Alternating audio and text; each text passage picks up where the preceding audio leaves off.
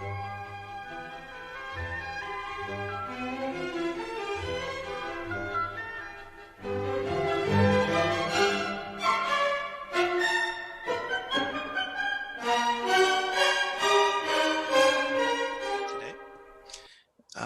have with us, and I can share, actually, perhaps I should share my screen here. Just a moment. We have with us Natalia Yorevna, who is the head of the department of the PA Kropotkin House in Dmitrov, Russia. So this is the house museum and a geological museum where Kropotkin spent the last years of his life and died. And his wife, Sophie, started this museum in a commemoration. It's a real honor. Okay. It's a real honor to have her with us today. Here's how things are going to work today and why. Number one, Natalia Yorevna is going to spend about 30 minutes taking us through this article that she wrote, Geographer Kropotkin in Dmitrov. After that, I will share with you the questions that I asked and she answered. After that, I'll share with you some pictures that she sent, and then there's a video that we can watch as well. If you have any questions for Natalia Yorevna, we don't have anybody here today that can translate those questions live, and that's not why she's here. If you do have questions, you can follow up on your own by going to the website of the museum and contacting her or contacting other people who could answer those questions for you. We won't be able to get through the entire article, but the entire article will be made available to you and you can read it at your pleasure. And Black Rose Books will be publishing it at some point soon as part of the anthology for this series. Before Natalia Yorevna begins speaking, I wanted to say something, but I'll let my co-host Dmitry make a statement before I officially introduce her. I'm just going to get rid of my spotlight here. My friend Anna is going to be helping with some of the basically welcoming our very special guest today. Anna doesn't speak English. So Anna and I are going to talk in French and Natalia Yorevna is going to talk in Russian. It's a very international day today. Donc, parfois, vous allez m'entendre parler à Anna et puis après ça, donc je vous souhaite la bienvenue à Anna. Et merci encore d'être là, Anna. Спасибо. Здравствуйте всем. Donc, je donne la parole maintenant à mon collègue Dmitry. Dmitry, you can make your statement before I introduce Natalia Yorevna. Christopher, juste une seconde, je vais un peu parler à Natalia Yorevna. Et on peut commencer? Est-ce que tu me donnes une minute? Oui. Наталья Юрьевна, мы начали. Кристофер вас представил. Сейчас будет еще один человек, который начнет такое открытие, да, и потом я буду просто вам помогать, когда что, я буду вам говорить, когда можно будет начать. Хорошо, спасибо. Мы не потерялись, я здесь. Хорошо, я вижу. Спасибо. Хорошо. Кристофер, c'est parfait, c'est beau. Yes. Good morning, everybody. Good day, everybody from across the world. Today is a very special day. It is, of course, the conclusion of this extraordinary transnational conference with hundreds and hundreds and hundreds. I think we're now about 700 registered people from across the world, from about 230 cities. It's really a magnificent success and demonstrates that Kropotkin lives. Kropotkin lives. Today, of course, is the anniversary of his death. So I would like to do three things actually. Number one, I want us to dedicate this magnificent conference to the memory of George Woodcock. George Woodcock was a great scholar of Kropotkin, and he edited the entire works of Kropotkin for Black Rose Books. and also translated Paroles d'un révolté, Words of a Rebel, for the first time from French into English. So I want to acknowledge that, and I want to dedicate this conference to the memory of George Woodcock, who died in Vancouver a number of years ago. And in conclusion, I would like us to take a few seconds to remember that today Peter Kropotkin died. Anna, est-ce que tu es capable de résumer ce que Dimitri a dit à Natalia Yorevna? Наталья Юрьевна, Дмитрий сделал такое вступление и сказал о том, что сегодня мы говорим о жизни и о смерти Кропоткина. Для этого мы здесь все собрались, что это очень большой день, великий день. И он очень рад, что вообще в конференции принимают очень много людей. Сегодня не все смогли, но запись будет сделана. Он надеется на J'ai oublié, Anna, que vous n'êtes pas très bon en anglais. Je m'excuse. Donc, je vais faire un petit résumé. On se souvient aujourd'hui que Kropotkin est mort il y a 100 ans. Сегодня это день памяти сегодня, памяти о смерти Кропоткина. Et qu'on voit tout le monde ici aujourd'hui, on a plus que 700 participants. Ага, все-таки я ошиблась. 700 человек принимают участие в конференции сегодня. Qui veut dire que Kropotkin est encore vivant. Это говорит о том, что Кропоткин еще жив. Мы с этим согласны. On est d'accord avec ça. OK, et puis, il a aussi parlé d'un Canadien très célèbre, George Woodcock. Он также упомянул имя Джордж Вудкок, это очень известный канадец. Qui a beaucoup travaillé sur la vie et puis plusieurs œuvres sur Kropotkin, incluant Paroles d'un révolté. En tout cas, qui est mort il n'y a pas trop longtemps, il y a quelques années à Vancouver. Donc, on pense aussi à lui aujourd'hui, à George Woodcock. Сегодня мы думаем тоже и вспоминаем о Джордже Вудкоке, который очень много исследовал жизнь и труды Кропоткина. Он совсем недавно умер, и сегодня тоже мы вспоминаем о нем. Maintenant, j'aimerais, Anna, que vous dites à Natalia Yorevna que je vais essayer de lire cela. OK? De la préparer parce que je vais faire mon mieux, d'accord? Наталья Юрьевна, Кристофер хотел вам прочитать вот это, то, что он подготовил. Он очень гордился, мы практиковали с ним, как бы пытались... Да. Уважаемая, Анна, да? Уважаемая. Наталья Yorevna. Да, я прочитала. Спасибо большое за хорошие слова. Спасибо. Добро пожаловать на нашу конференцию. Для нас большая честь принимать, да, Анна, принимать вас сегодня. Спасибо. Я не говорю по-русски, но мой ассистент Анна говорит. Okay? Большое спасибо, Анна. Большое спасибо. Большое спасибо вам за то, Наталья Yorevna, что нашли время и faut que tu m'aides avec celui-là, Anna. Ага. Присоединились к нам сегодня. Спасибо. Очень приятно, Наталья Yorevna.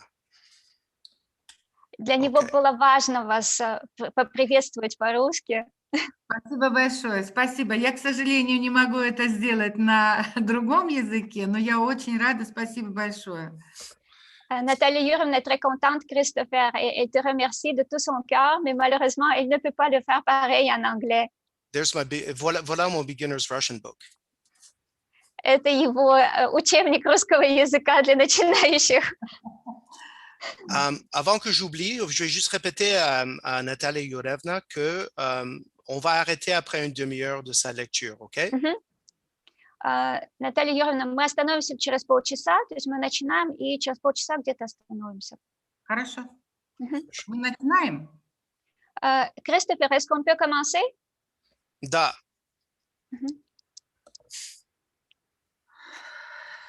То есть я начинаю рассказывать? Да. Значит, ну, во-первых, я поприветствую всех тех, кто сейчас слушает нас, потому что я очень рада, что в этот день мы все почтим память Петра Алексеевича. И мы потом пришлем дополнительно вам тот репортаж, который мы сняли в Дмитрове сегодня. Большая группа почитателей Кропоткина пришли сегодня к памятнику, возложили цветы и почтили своим вниманием память великого человека, который последние свои годы прожил в городе Дмитрове. Ну, и я начну с того, что, скорее всего, поздней осенью или летом 2018 года в подмосковном уездном городе Дмитрове появился человек, и дмитровские жители скоро познакомились с его подвижной фигурой в черном пальто, широкополой шляпе и с крючковатой палкой в руках. Сама внешность его сразу располагала к нему всякого. Серебристо-седые волосы и пушистая широкая борода придавали ему вид патриарха, но добродушное лицо почти без морщин и ясные живые глаза были совсем не стариковские. А в движениях было столько живости, подвижности, почти иногда мальчишеской резвости, что после первой встречи с ним забывалось, что он старик. Такие воспоминания оставили о Петре Алексеевиче Кропоткине дмитровские кооператоры. Это Василий Рыжов и заведующая Дмитровским краеведческим музеем Анна Дмитриевна Шиховская.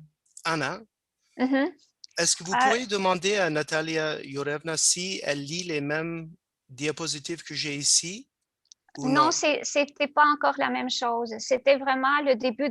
Oui, c'est ça. Oh, OK, da. Oui, c'était ça. Juste à demander à Natalia Yurevna, quand elle a fini, de me dire de passer aux versions anglaises. Est-ce que vous pourriez faire ça? Да, конечно. Наталья Юрьевна, elle a fini ça? Да.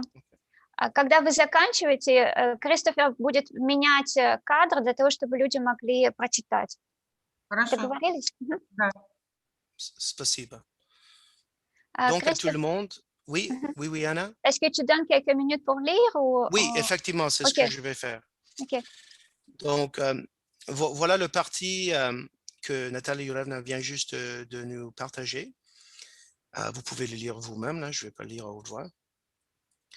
Ce document, je vais partager avec vous après, okay? Et puis le texte aussi. Donc, ce que j'ai fait, c'est que j'ai pris sa texte et puis je l'ai coupé en paragraphes. Pourquoi je parle en français maintenant? Anyway, so this is the part here in English. We're going to follow Natalia Yurevna. She reads one slide in Russian, and then I'll present you with the English one here. And I'll provide this for everybody afterwards, and you can read the entire text. Chris? Yes, sir. So just a thought. Couldn't Natalia read her slides on her computer so that the rest of the people here can read the translations at the same time? Does she have the slides on her computer? Anna, est-ce qu'elle a les diapositives en russe devant elle pour qu'elle puisse les lire elle-même et que moi, je peux juste le montrer en anglais? Je vais confirmer avec elle, mais j'ai l'impression que oui. Наталья Юрьевна, у вас есть текст перед собой, да? Да, пожалуйста, у меня он перед собой, я могу пользоваться, да, с Потому что мы могли бы, например, сделать синхронно, да, то есть вы бы по-русски, а люди могли бы за вами идти по-английски. Хорошо, я согласна. Donc, juste à la demander de, quand elle a fini un, de me dire de passer à l'autre, OK? Christopher, on pourrait faire le synchrone aussi, parce qu'il a le texte. Oh, OK. Et donc, là, elle peut commencer ici? On peut synchroniser, c'est ça. Да. OK. Oui. Спасибо. Наталья Юрьевна, мы продолжаем. Далее Анна Дмитриевна вспоминала, как летом 1918 года Петр Алексеевич, как геолог и географ, сам проявлял интерес к работе музея, как внимательно просматривал отдел геологии и давал советы, принимал участие в заседании болотной комиссии, делал доклад по ледниковому периоду, предлагал простой и остроумный способ увеличивать карты. Начинающие сотрудники музея все время чувствовали постоянное ободряющее внимание Петра Алексеевича. То принесет зубы лошади, найденные им, то обратит внимание на известковую плиту, отысканную у него на огороде. Christopher, c'est fait. Продолжаю. Я продолжаю, Анна? Да, да. Имя Петра Алексеевича Кропоткина известно почти каждому образованному человеку. Большая часть этих людей знает его как теоретика анархизма, и лишь части общества известен тот факт, что Петр Алексеевич был и остается крупнейшим ученым с мировым именем, заслуги которого в области географии, геоморфологии, геологии, вулканологии, сейсмологии, лимнологии, картографии и целого ряда других естественных наук до конца не оценены и на сегодняшний день. Интересно в этом плане высказывание исследователя жизни и научной деятельности Кропоткина Никитина. Он был археологом, географом, который считал, что анархизм Кропоткина был не самой существенной его заслугой перед человечеством. Christopher, on continue. Анализируя библиографический указатель литературы, посвященный Кропоткину, мы пришли к выводу, что прав был профессор Анисимов, который еще в 1942 году, давая оценку Петру Алексеевичу как великому русскому географу и путешественнику, грустно заметил, что в России ему не повезло. У нас Кропоткин как географ малоизвестен. Эту же мысль развивает и председатель Русского географического общества в период с 1940 по 1950 год Лев Семенович Берг, который сокрушался, что мы до сих пор, а речь идет о 40-х годах 20 века, но мы можем подписаться под этими словами и сегодня. Так вот он говорил, мы до сих пор не имеем подробной биографии этого великого человека. Объяснений вот такого невнимания и незнания этой стороны жизни и научной деятельности Петра Алексеевича существует множество, но вряд ли они могут объяснить до конца вот этот феномен. Christopher, И поэтому, когда 5 сентября 2014 года в подмосковном городе Дмитрове, в доме, где прошли последние годы жизни великого ученого, был открыт музей, географическая составляющая научных исследований Петра Алексеевича стала для нас приоритетной. Сам Кропоткин относился к географии как к единственному предмету, который способен объединить все естественные науки, что необычайно важно при изучении природы, слагающейся не из единичных знаний, не из единичных явлений, а из целой группы явлений, причинно связанных между собой комплексов. Интерес к географии оформился еще в годы учебы в первой Московской гимназии, развивался в стенах Пажеского корпуса, но по окончанию которого в письме к брату Александру в мае 1862 года мы читаем: «Саша, вопрос о выпуске решился окончательно. Я еду на Амур. Я решил поехать в Сибирь, там путешествовать, увидеть новую природу, новые племена и людей, пожить жизнью близкой к природе, увидеть горные страны и такие великие реки, как Амур и Уссури, в области которых тропическая природа странным образом смешивается с полярной, где лианы и дикий виноград вьются вокруг северной ели и где тибетский тигр встречается с якутским медведем. Я уверен, что без дела сидеть не буду». Это письмо было написано брату Александру, и в первом томе переписки братьев Кропоткиных оно было опубликовано в 1933 году.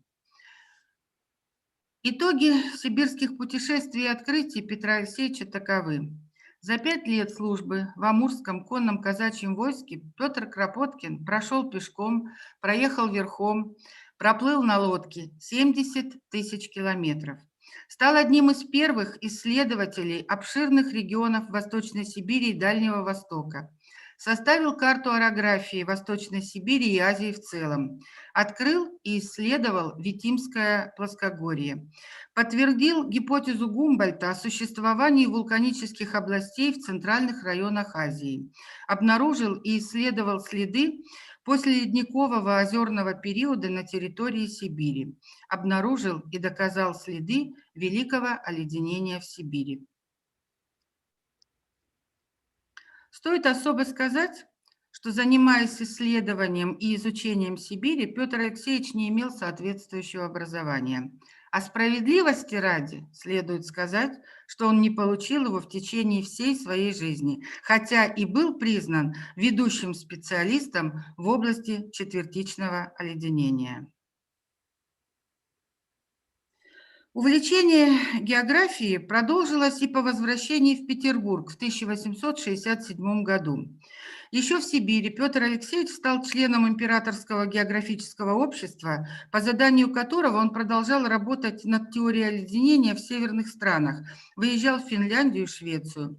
Заинтересовавшись движением льдов в северных морях, он выдвинул смелое предположение, что севернее Новой Земли простирается к Шпицбергену новая неоткрытая земля, которая удерживает массу льда. В 1870 году он разработал проект экспедиции для открытия этой земли, но из-за отсутствия денег в казне экспедицию пришлось отложить на неопределенный срок. Через 2 года будет открыта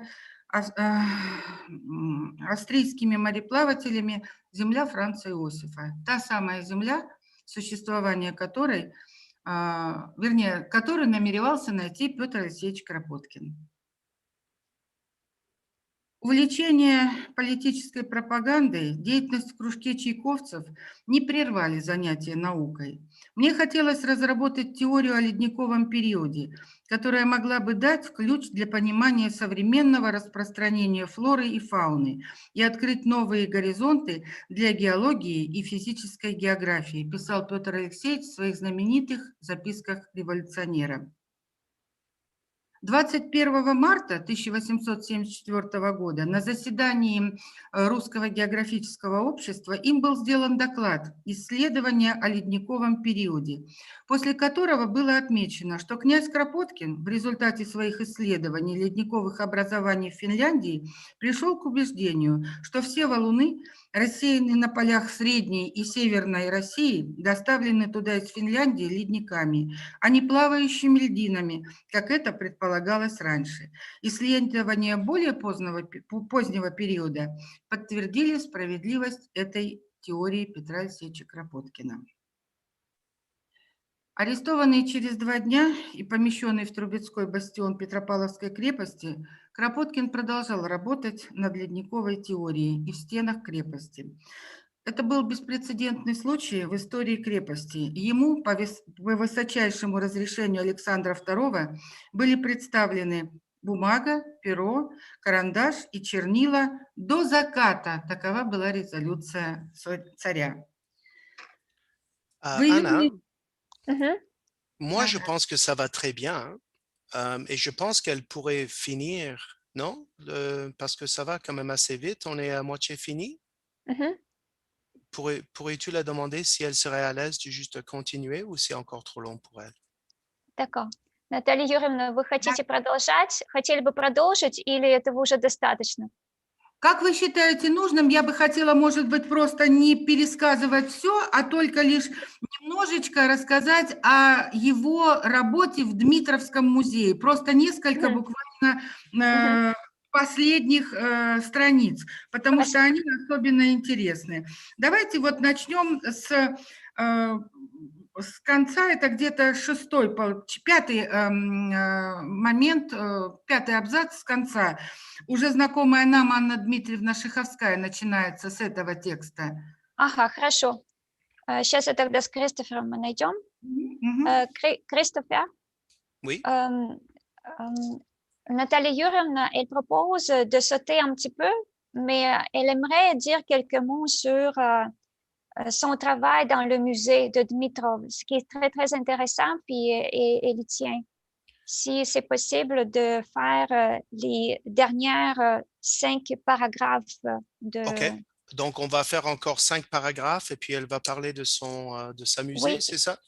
Non, elle aimerait qu'on commence un petit peu plus tard dans la... Oui, Okay. Juste je à vais me te dire dire où. c'est laquelle, OK. Еще чуть-чуть подальше.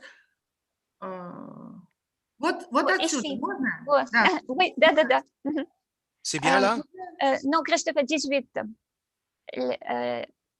Celui d'avant, oui.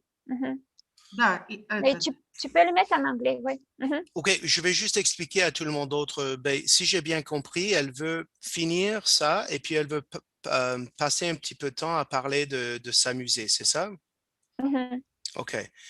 Mais juste à faire comprendre que, Anna, ben, je ne veux pas que toi, tu fais cette traduction-là. Elle va le faire en russe et puis on peut le partager avec les gens après, OK? Parce que ce n'est pas à toi OK. de faire ça aujourd'hui. OK. So, Dmitry and everyone, what Natalia Yurevna has suggested is that we go towards the end of the article, starting at slide 18 here, and it's almost done. When that's done, she'd like to spend a few minutes talking about her important work at the museum. However, I don't have anything prepared for her talk at the museum, but she'd like to share that with us. What do you think, Dmitry? Fine, that's fine. Okay, and then we can get to her questions and her video later. Okay, That's да. Хорошо, Наталья Юрьевна, хорошо. Наталья Юрьевна, мы можем продолжать. Elle peut commencer. Уже знакомая нам Анна Дмитриевна Шаховская вспоминает, с работой музея Петр Алексеевич познакомился очень скоро, после своего приезда в Дмитров.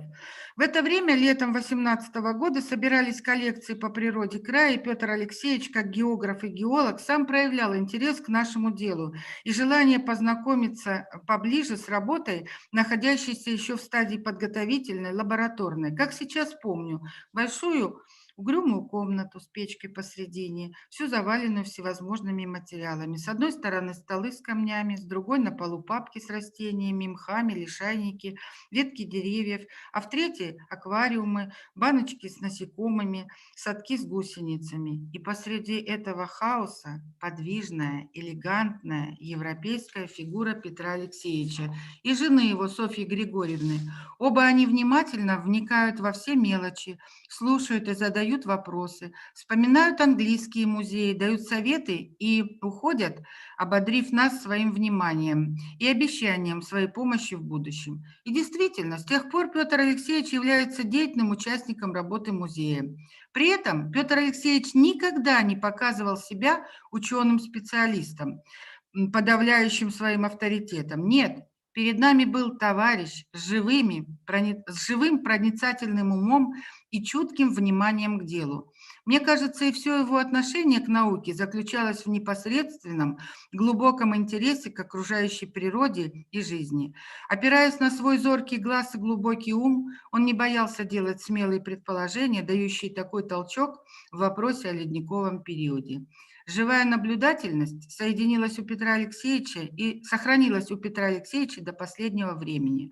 Когда он увидел в музее клыки мамонта, и я сказала, что находки их часты в северной болотистой части уезда, он заметил: ну, конечно, они тонули в тех непроходимых болотах, которые были здесь после ледника, тонули и погибали. В ответ, это уже следующий текст, в ответ на письмо Вениамина Семенова-Тяньшанского Петр Алексеевич писал: музей, конечно, расширит знания и понимание различных видов земной поверхности, их распределение, их происхождение, а следовательно и жизнь Земли, и историю ее населения, его передвижений и так далее. Он будет приучать нас смотреть на земной шар как живое целое. А это, как превосходно понимал ваш отец, отец современной географии в России, любимый нами вдохновитель наших работ, и, как понимаем теперь мы, его ученики и последователи, будет содействовать любви обитаемой Земли к своей общей родине и к уяснению высших философских задач в жизни человечества. Тем более музей, очевидно, будет вместе с тем и географическим институтом, то есть центром новых исследований, как об этом мечтал Эльзе Реклю. Suivant. Еще чуть-чуть, два буквально слова. Помимо встреч и настоящей исследовательской работы с сотрудниками музея, Петр Алексеевич выступал на съезде учителей уезда, где высоко оценил образовательную роль музеев в деле воспитания у молодого поколения любви к родине через познание родины малой. На примере Дмитровского музея призывал бережно относиться к памятникам старины.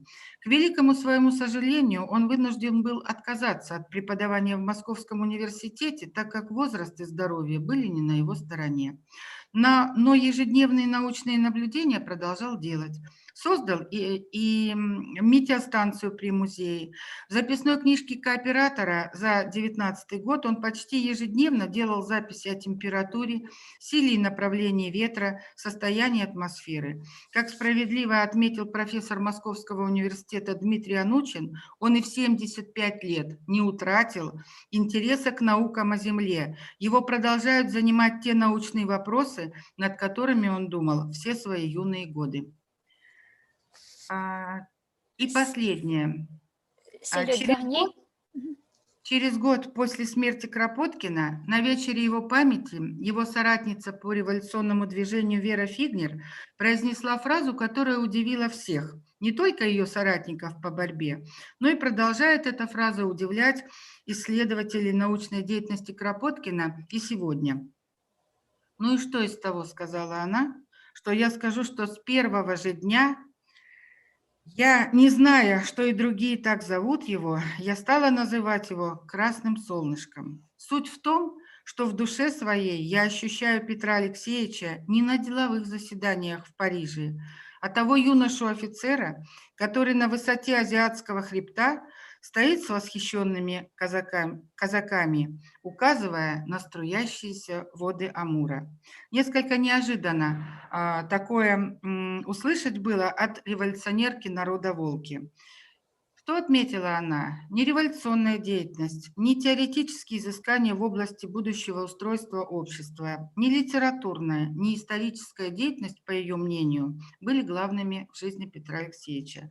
До конца своей жизни он оставался верен науке, с которой обратился еще в юные годы. У меня все. C'est tout.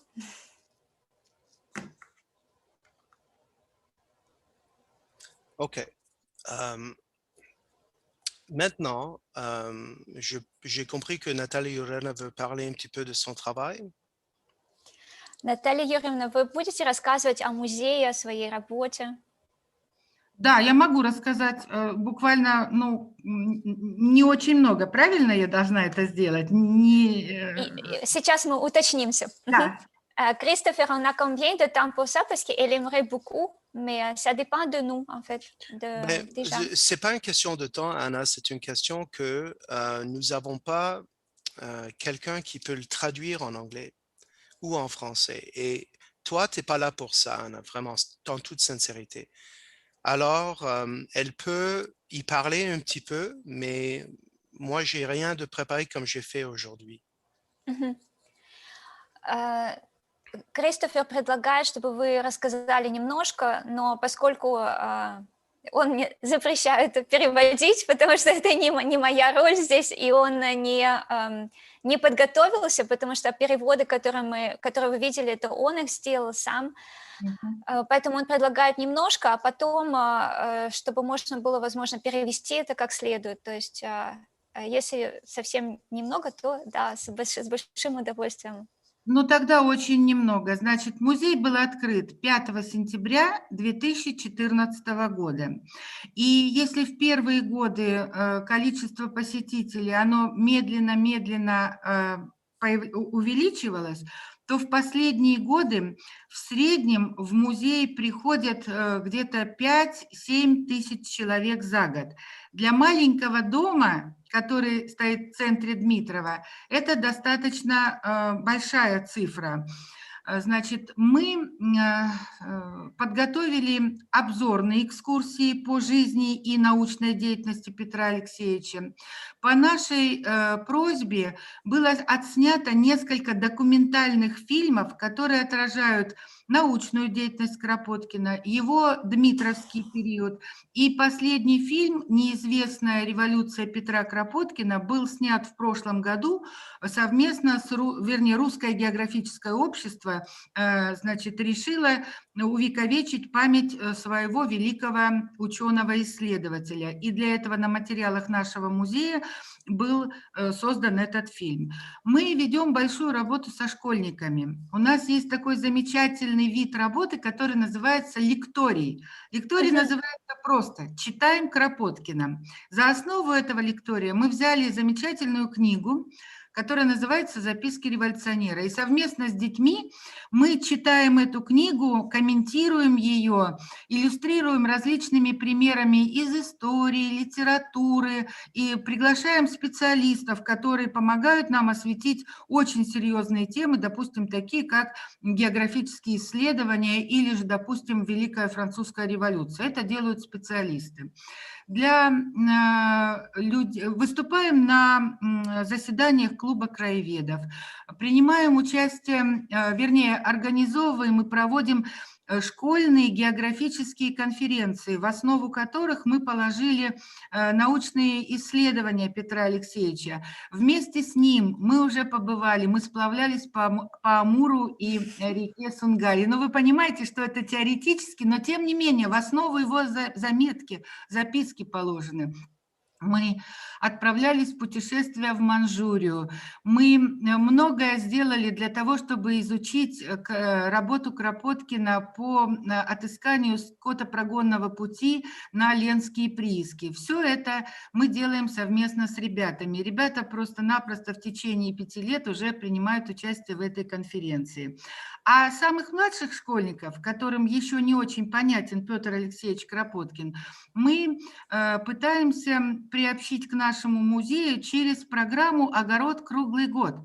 Дело все в том, что в голодные годы гражданской войны, когда Петр Алексеевич живет в Дмитрове, они вместе с Софьей Григорьевной возделывают огород, выращивают картофель, выращивают овощи. И знаменитый скульптор Гинзбург, приехавший туда сделать бюст Кропоткина по заказу географического общества, застал княгиню Кропоткину, копающую картофель.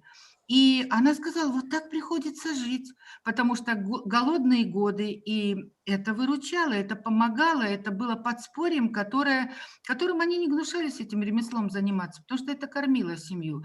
И вот через вот это мы пытаемся с детишками воссоздать огород, на котором работали Кропоткины, выращиваем капусту, а потом по осени мы ее квасим, а на Новый год мы печем из нее пироги. Вот такая у нас такая для маленьких детишек такая интересная программа. Ну и, собственно говоря, я, наверное, многого не вспомню, но вот эти вот маленькие такие... Сегодня мы провели замечательные мероприятия. Со школьниками мы гуляли, несмотря на лютый мороз сегодняшний, мы гуляли по кропоткинским местам города Дмитрова, потому что он очень любил этот город и многое знал о его истории. А для тех ребят, которые пришли к нам на мероприятие памятное, мы организовали встречу с внучатым племянником Петра Алексеевича Кропоткина и пригласили историка из Москвы, которые поделились своим пониманием Петра Алексеевича. То есть у нас разные люди разного возраста находят своего Кропоткина, и мы очень этим гордимся. Это такая фраза замечательная. Каждый находит своего Кропоткина. Конечно. Christopher, le programme est tellement large pour les enfants, pour les écoliers, qu'il dit qu'on chacun découvre Kropotkin à son goût. Et c'est vraiment ça, parce qu'il y a toute une panoplie d'activités pour tous les âges, pour même faire un jardin. Ils ont fait des voyages sur les endroits où passait Kropotkin, par exemple. Donc, c'est un grand travail avec les écoles, avec les élèves, avec les gens plus âgés. Puis, on a de 5 à 7 000 personnes qui visitent le musée par année. C'est tout un beau travail, hein? Это очень большая такая замечательная, хорошая работа. Спасибо. Et est-ce qu'elle peut nous donner un peu d'informations, Anna, sur cette conférence qu'elle va avoir ici, sur Kropotkin? Мгм. Наталья Юрьевна, а по этой конференции что-нибудь можете рассказать немножко? По той, которую мы... Который у вас будет... Значит, мы разослали приглашение, обозначив, взяв за название конференции высказывание Петра Алексеевича, что музей – это, вернее, наука о Земле – это самое главное. Но я сейчас точно не процитирую, потому что немножко волнуюсь. Ничего Да, страшного, просто она в в двух тексте словах. указана. Значит, мы очень хотели, чтобы столетие Петра Алексеевича было отмечено теми большими работами, которые исследователи продолжают делать, потому что вот сегодня один из исследователей приезжал, группа исследователей собиралась на Новодевичьем кладбище, мы обменялись своими, как бы сказать, видеонаблюдениями, которые делали в этом процессе. Дело все в том, что время говорит о том, что Петр Алексеевич – это востребованный человек. Он очень нужен нам, современному обществу.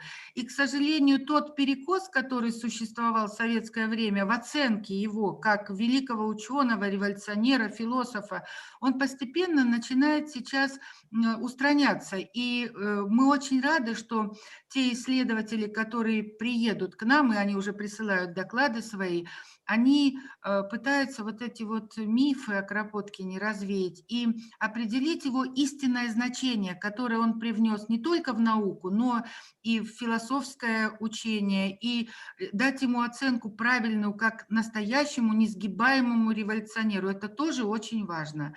И его оценка того времени, в котором он жил, и, собственно говоря, тех людей, которые его окружали. Это очень важно. Мы очень хотим, чтобы эта конференция состоялась, но, к сожалению, из-за пандемии, вы знаете, да, очень многие мероприятия приходится сдвигать по срокам, но мы все равно надеемся, что в апреле мы это сделаем. То есть в апреле, я вижу, что здесь по дате должно было быть сегодня прямо, да? Да, но мы категорически не захотели это делать онлайн, потому что очень многие люди хотят использовать нашу конференцию как площадку для общения. Это очень важно, потому что мы можем это предоставить людям, и это будет правильно. Так что, скорее всего, это будет в апреле. В апреле, хорошо. Тогда я переведу. Christopher, pour la conférence, elle est reportée au mois d'avril à cause de la pandémie. Et comme c'est une grande plateforme pour la communication, surtout la communication des gens, pour se rencontrer, pour partager, pour être très proches comme des âmes, oui, ils ont décidé de reporter au mois d'avril. Et ils espèrent fortement que ça va être possible. C'est lié surtout avec la lecture des œuvres de Kropotkin, puis ses citations. Donc, il y aura beaucoup de scientifiques, mais surtout aussi que les gens qui s'intéressent à ses œuvres. Oui, merci. Et d'ailleurs, Anna, merci infiniment d'avoir traduit tout ça. Anna n'est pas une traductrice, c'est pas une interprétatrice, c'est une amie. Merci sincèrement, Anna. Maintenant, je vais essayer de dire tout ça en anglais. So, we started off, we finished the article, and Natalia Yorevna wanted to share with us some of the things that she does in her museum. And I think that probably one of the best ways to do that, if I can just, I have too many of these open right now, is eventually to be able to go to the website yourself. We can share this link with you, but basically Natalia Yorevna went over everything that happens here with kids, families, children, gardens, activities, conferences, involved in geology, science. Basically, it's much more than just significantly more than just a homage to Kropotkin as a person. It includes all of the social activities I think that he had. So we can share this link with you, and you can peruse and get more information about that.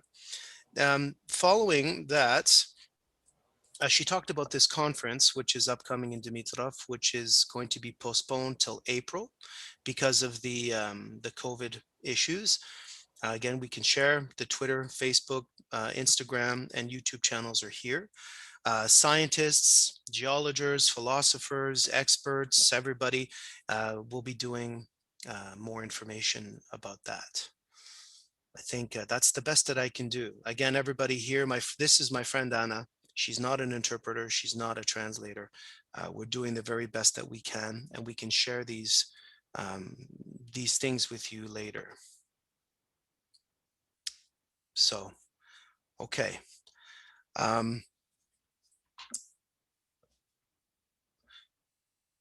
We'll move on to the question part then, if that's okay, and I'll share the questions that I had planned. Donc,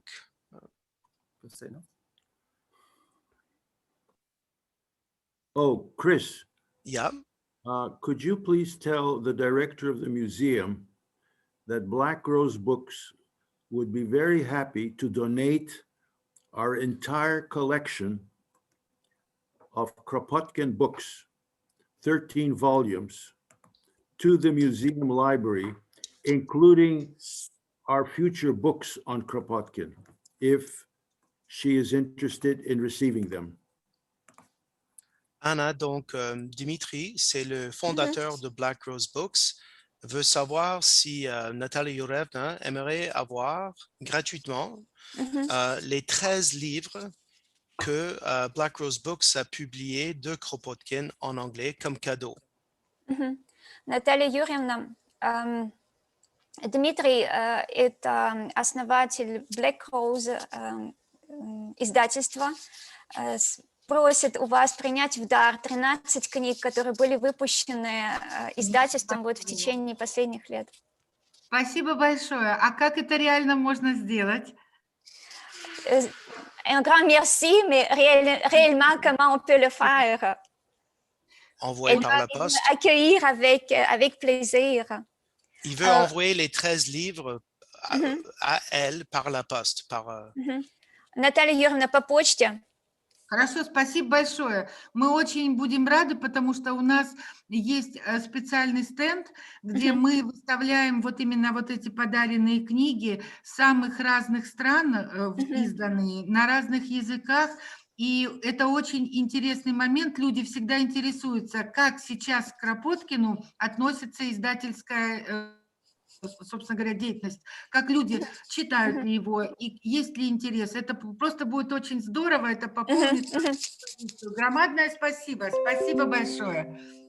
Ils sont très, très contents parce qu'ils ont vraiment un stand dans le musée où sont exposés tous les livres de toutes les éditions qui n'étaient jamais sortis sur Kropotkin. Puis il dit que ce serait vraiment un grand cadeau parce que les gens s'intéressent vraiment beaucoup comment ça se passe maintenant au niveau des éditions. Est-ce qu'il est encore intéressant?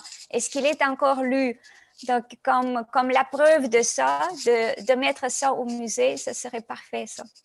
Yeah, so Dimitri, she'd be honored to have it. And I understand French, Chris. Okay. So, yeah. All right. So, all right. We would be willing to move on then to the question part then that I had prepared. All right. So is Anna, est-ce que Natalia va rester avec nous pour parler un petit peu des questions ou... Наталья Юрьевна, у вас есть еще время на несколько вопросов? Да. Да? Да. Oui, Christophe, oui.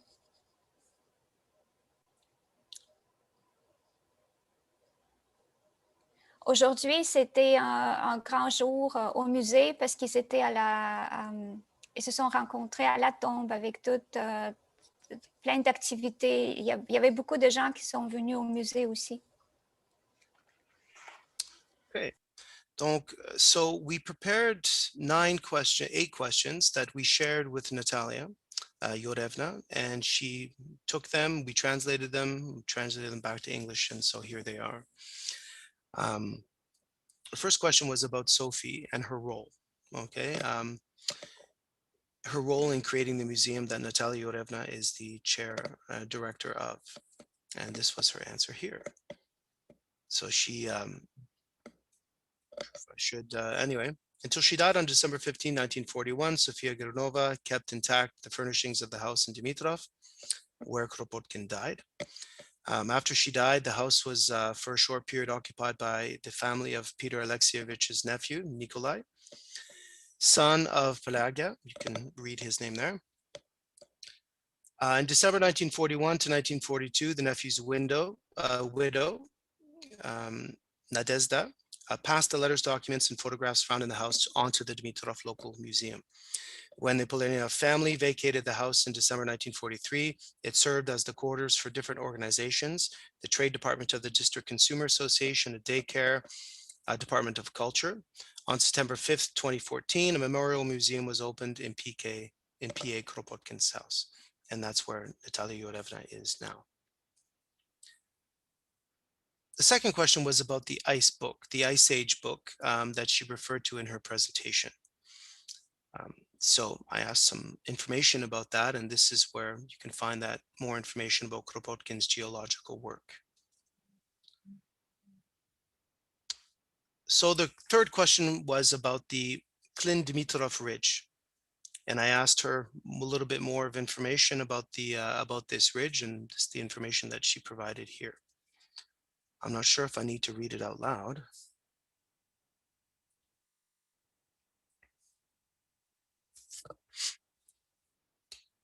Do you think I need to read it out loud?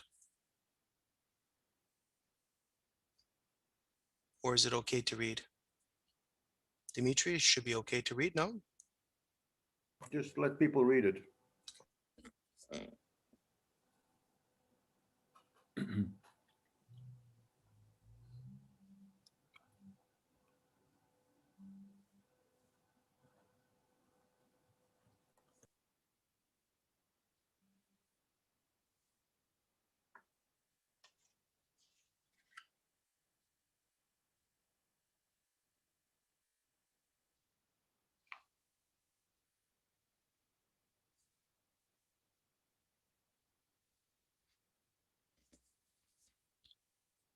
We'll make this available for everybody afterwards too.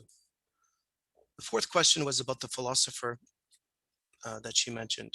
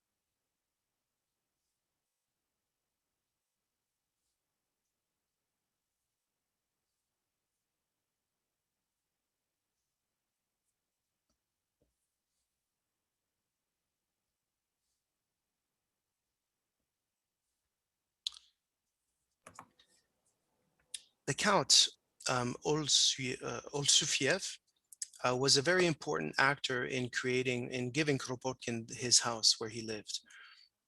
So I wanted to know a little bit more about him. It was this person's house that he donated to Kropotkin, so I asked more about him.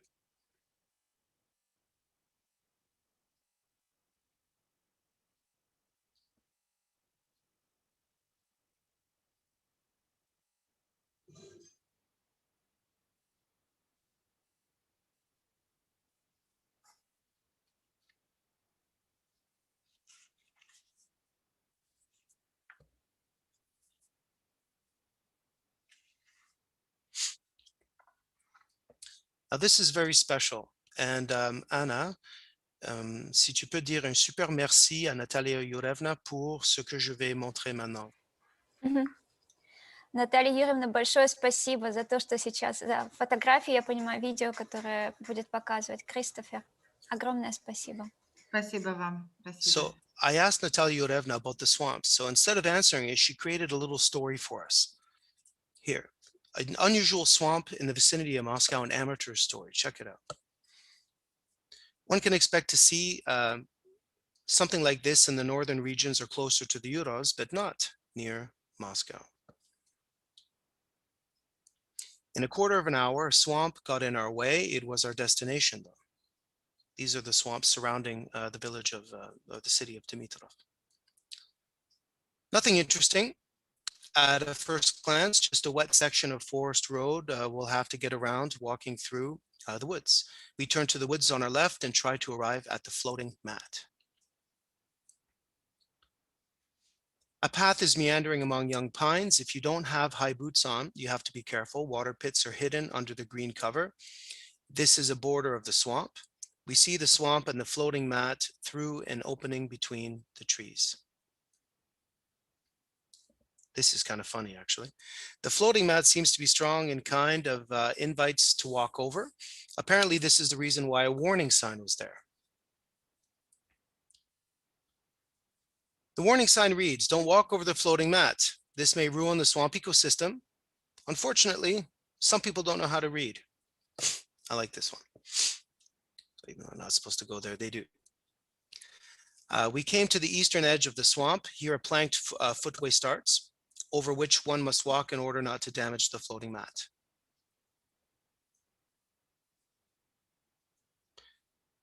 They step onto this floating mat.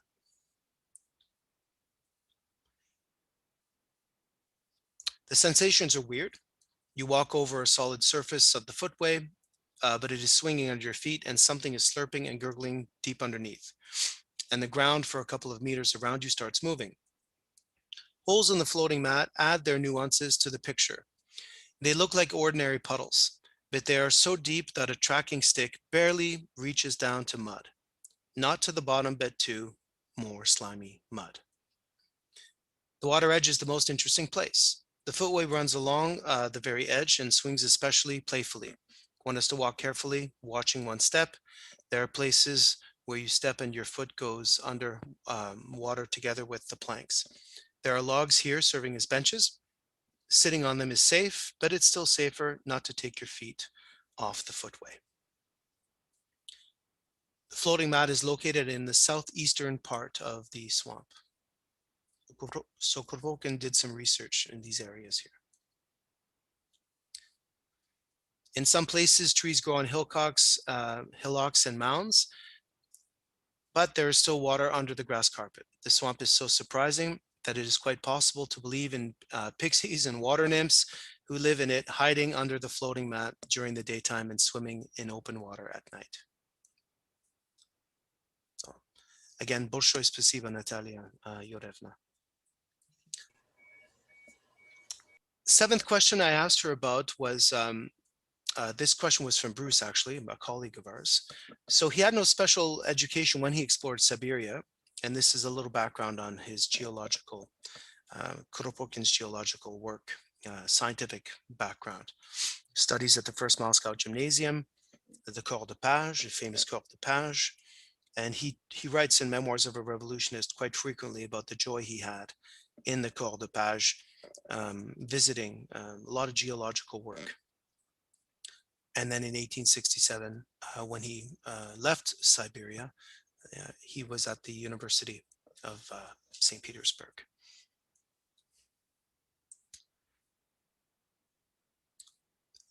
The other question that we had for her was his interest in geography and biology, and for to comment on those aspects of Kropotkin's life.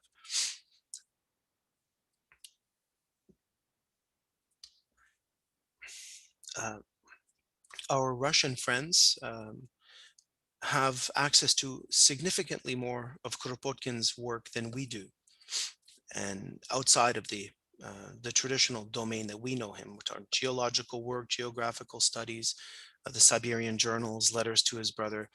I mean, these things they have easy access to, whereas they're still not available in English. Okay.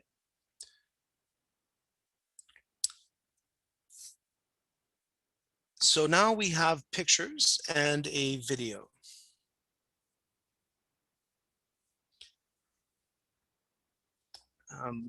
Would Natalia Yorevna like to, I can show her pictures and maybe she can talk about them a little bit. Anna, je peux montrer ses photos. Elle peut faire des commentaires, mais on va pas les traduire, OK? On va juste les regarder. Je peux traduire s'il le faut. Ouf, pas sûr. Si tu veux, là, Anna, parce que C'est ce que franchement, je je me peux, sens des mal à fois, l'aise. ça... Mais non, Non, ça je me va sens, bien. ouais, Non, personnellement, je me sens mal à l'aise, vraiment. Christopher, non. J'aime pas Donc, ça. on montre des photos, oui, et Nathalie Yurina pourrait faire les commentaires, oui. Donc, toi, bien tu ça. peux traduire juste rapidement ce qu'elle dit. Oui, oui. Est-ce que c'est correct? OK. D'accord. Donc, juste à lui dire ce qu'on va faire. Наталья Юрьевна, мы посмотрим фотографии и музея, да. Если у вас будут комментарии, то есть если вы мне дадите чуть-чуть времени, я буду переводить то, что я успею, да? So I'm going to show some pictures that Natalia Yurevna shared with us. She's going to do a comment and Anna's going to do her best to kind of keep up with it, okay? But again, this is my friend Anna, and she's not a professional translator or interpreter. She's just a French, Russian-speaking friend. So please keep that in mind, Anna. Really, thank you very much. Fais ton mieux, c'est tout, d'accord? Okay, so let's start.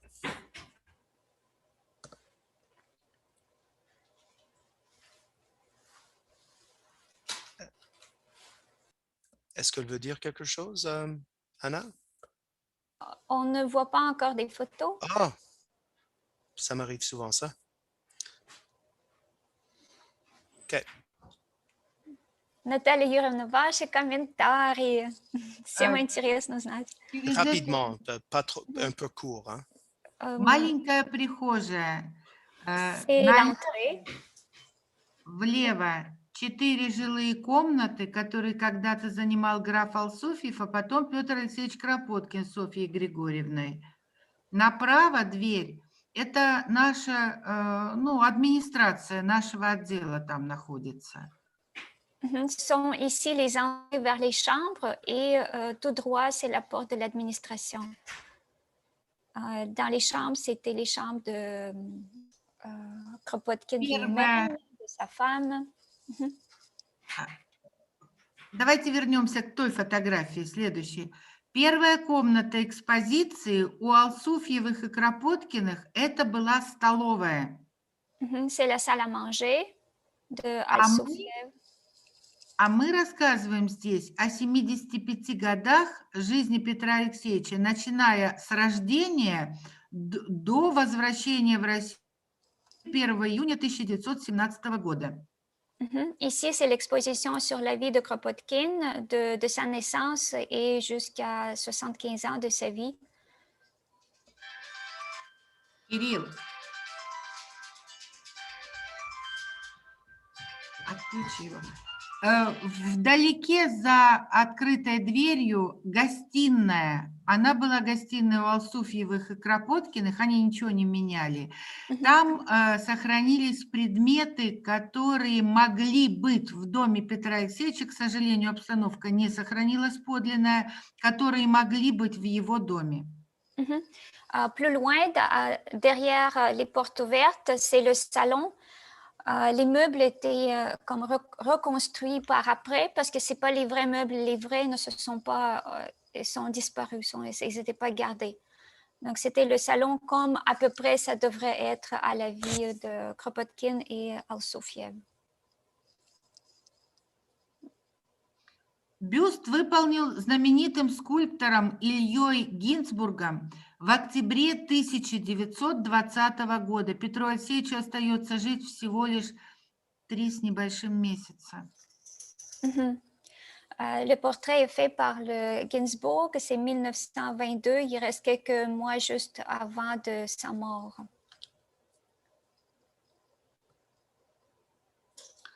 Ну, так выглядела примерно мебель в то время, конец 19-го, начало 20 века. C'est de quoi avaient l'air les meubles de 19e, la fin du 19e et début du 20e siècle.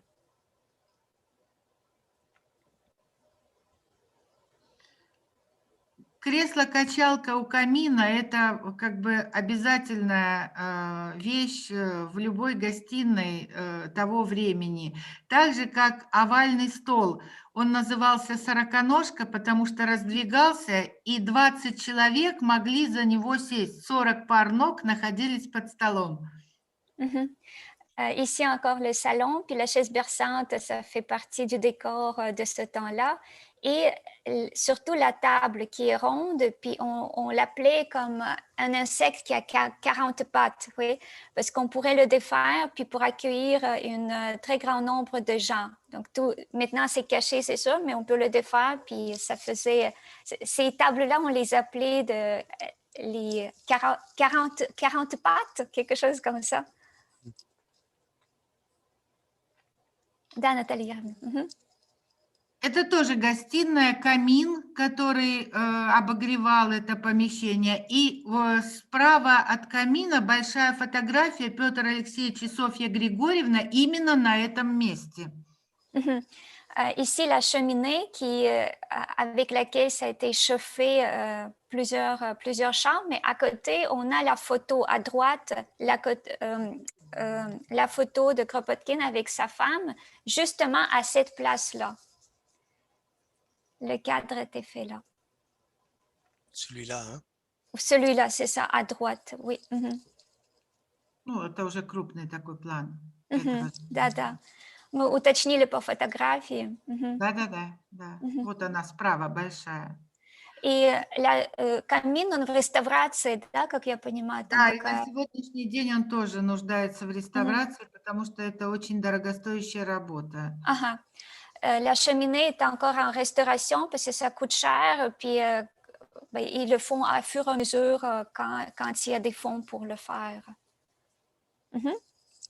Самовар. Без него в России ни один вечер не проходил. Это обязательно чаепитие. Самовар. Donc le thé, bien sûr, avec le samovar qu'on ne peut pas imaginer sans cette chose-là dans une maison russe.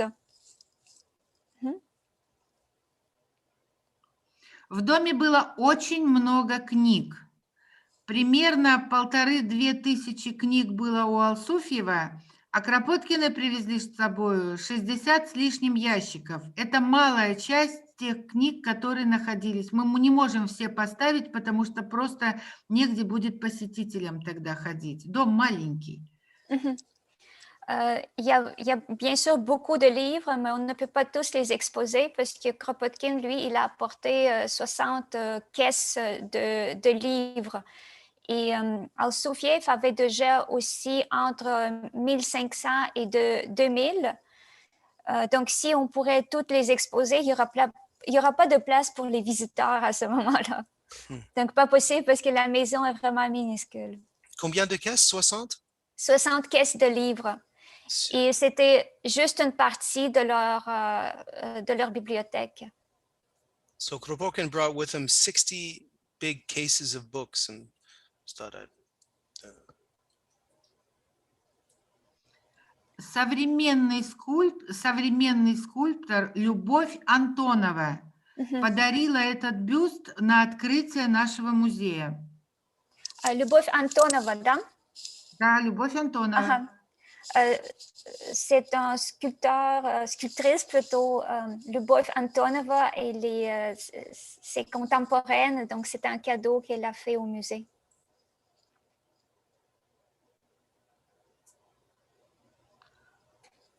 Лекционный, он же анархический зал, как мы его называем. Плакаты протестного движения справа, вот разноцветные. Чуть-чуть дальше к углу работы Петра Алексеевича на разных языках в разных странах.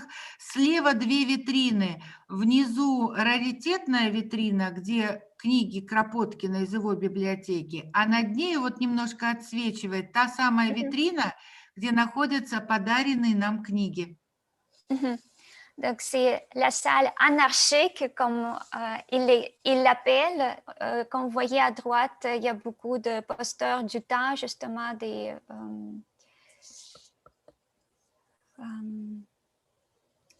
là, j'ai manqué un peu. Donc, à gauche, vous avez les vitrines et justement, celle qui a les reflets de lumière dessus, c'est là où sont gardés les livres sur Kropotkin qui étaient donnés en cadeau au musée.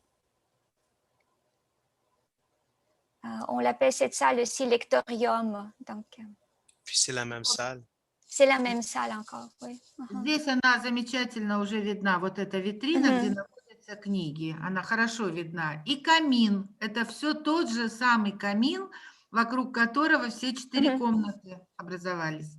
Donc, la cheminée, c'est celle du salon.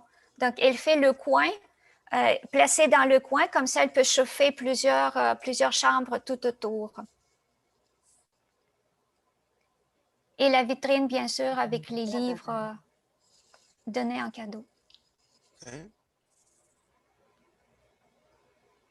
Посмертная маска Петра Алексеевича, скульптор Алешин выполнил эту маску. C'est la masque tout de suite après la mort, c'est le sculpteur Alexandra qui l'a fait.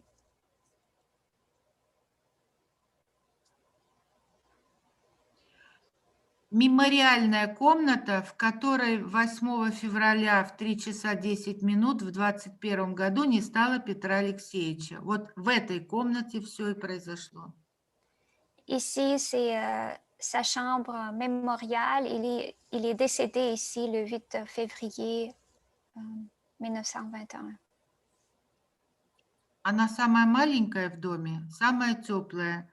Это вот те предметы, которые по фотографиям были в этой комнате. Мы подобрали эти предметы. D'après les photos qui étaient fixées sur les meubles qui étaient fixés sur les photos, le musée a essayé de trouver les meubles un peu pareils pour refaire un peu l'atmosphère. C'est la chambre la plus petite et la plus chaude de la maison. Тоже эти же предметы обязательно должны. Умывальный кувшин и тазик так умывались тогда в начале Avant, века. c'était justement pour se laver, tous les accessoires. Машинка фирмы Underwood. Он сам на старости лет выучился печатать на машинке, потому что нечем было оплачивать труд машинистки. À la fin de sa vie, il a appris lui-même de taper sur la machine parce qu'il n'y avait pas d'argent pour payer quelqu'un qui pourrait le faire pour comme la secrétaire, sorte. Donc, il le faisait par lui-même. Это уже часть, где мы располагаемся, администрация, но это была кухня, где готовили им еду. Это русская печка, и на ней предметы, вот этот вот утюги старые, Утюги, да. глиняная ваза и вот этот большой котел, в котором готовили еду. Вот, и ухват, которым этот котел ставили в печку. Donc, ça, c'est la partie de la cuisine. Maintenant, c'est aussi le locaux de l'administration. Ici, ça se préparait, le repas était préparé pour eux. Vous voyez les fers à repasser, les anciens fers à repasser, le chaudron dans lequel le repas était préparé et la fourche. Justement, quand on voit le bâton, c'est la fourche à la fin. Donc, c'est pour sortir le pot du four. Ouais. Et c'est le four russe. Donc, normalement, ils sont plus grands aussi, souvent, parce que souvent, les gens dormaient dessus en même temps parce que ça a été très chaud, c'était très agréable. Donc, c'est comme un grand outil de la maison, comme le cœur de la maison. На втором этаже мы восстановили ретро-музей. Петр Алексеевич работал с сотрудниками музея. Первые краеведческие музеи были вот так примерно оснащены. Это были таксодермические, чучела животных, различные предметы, которые найдены в раскопках были, книги, коллекции бабочек, жуков, в общем, вот такого плана. Дерево, спилы дерева и, конечно же, минералы, камни, которые находились в земле. Donc, c'est une exposition de rétro-musée. Donc, comme ça a été avant, On peut retrouver les minéraux là-bas, les branches coupées, comme les animaux, j'ai oublié comment ça s'appelle quand on ce qu'on fait des animaux pour exposer dans les musées. Il y aura beaucoup de livres, donc c'est un peu comme le musée authentique des temps de Kropotkin. Ну вот то же самое, это как раз-таки так выглядели экспозиции тогда, в начале века. Au début de l'année, les expositions avaient l'air de ça.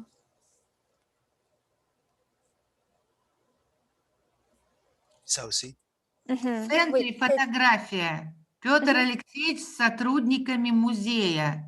Сразу его можно узнать по его роскошной серебристой бороде.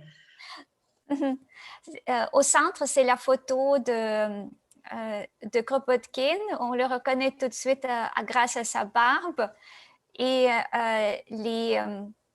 tout le monde qui travaillait à ce moment-là au musée. Donc, c'était le personnel du musée avec Kropotkin ensemble.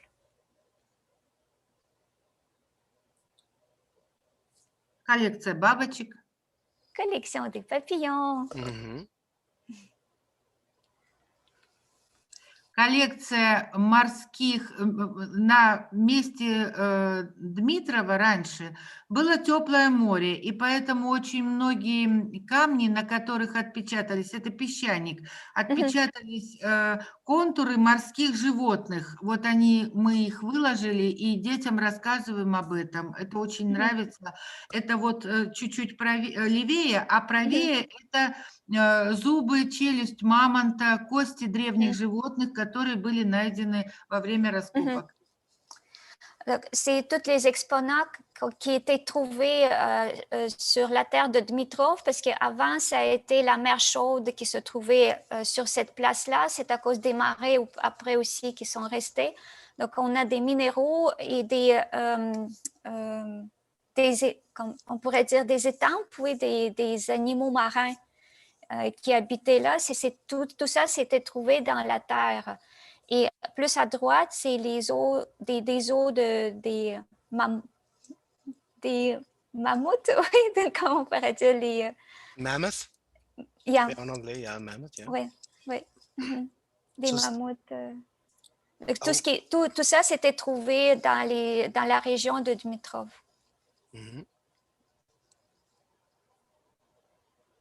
Ну, это животные, которые, часть из них уже, конечно, вымершие, потому что, человек вмешивается в природу. Те, которые населяли Дмитровский уезд, это животный мир Дмитрова, скажем так, Дмитровского края. Donc, c'est le monde naturel qui était justement les animaux qui habitaient ce territoire. Bien sûr, plusieurs, on ne peut plus trouver parce que l'intervention des gens, ça se voit quand même. Mais... Il y a encore les animaux. Oui, То же самое. Des oiseaux. Ну, уже рыси нет здесь, конечно. Это птицы Дмитровского края. Tous les oiseaux qu'on pouvait voir dans cette région-là. Вот многим из этих таксодермических моделей, лет уже, наверное, 80, они очень старенькие и, как бы сказать, плохо обработаны, потому что техника в те годы была несовершенна.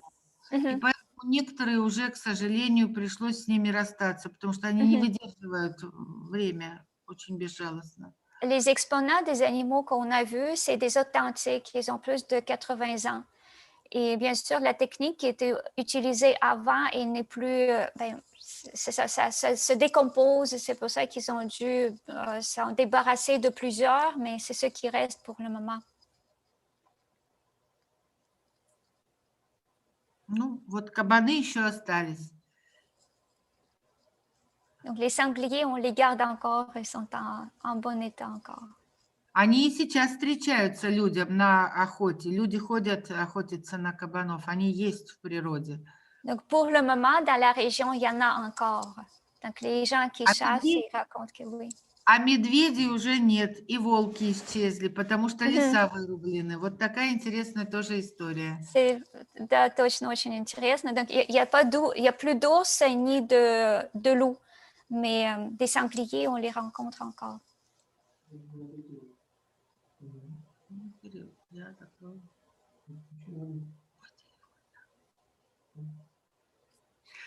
А это у нас тогда, сейчас у нас немножко изменилось все. Это было небольшое помещение для проведения интерактивных детских мероприятий. Мгм. Мы проводили здесь программы, ну, с таким названием «Мир, в котором я живу». То есть как древний человек пришел на землю, Мгм. как он в шкуры одевался, как он охотился. То есть, ну, вот детские такие программы мы здесь Мгм. проводили. Сейчас мы немножко изменили, у нас немножко большая, хорошая, роскошная коллекция минералов Мгм. появилась в экспозиции. Вот в этом зале, да?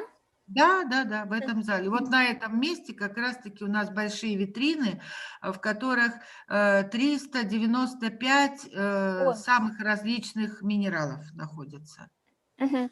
Cette salle, elle servait avant pour les activités avec les enfants, les activités interactives. Donc, le programme s'appelait Moi et le monde. Donc, on allait voir les gens encore avant, comment elles habitaient, etc. Donc, c'était destiné à ça.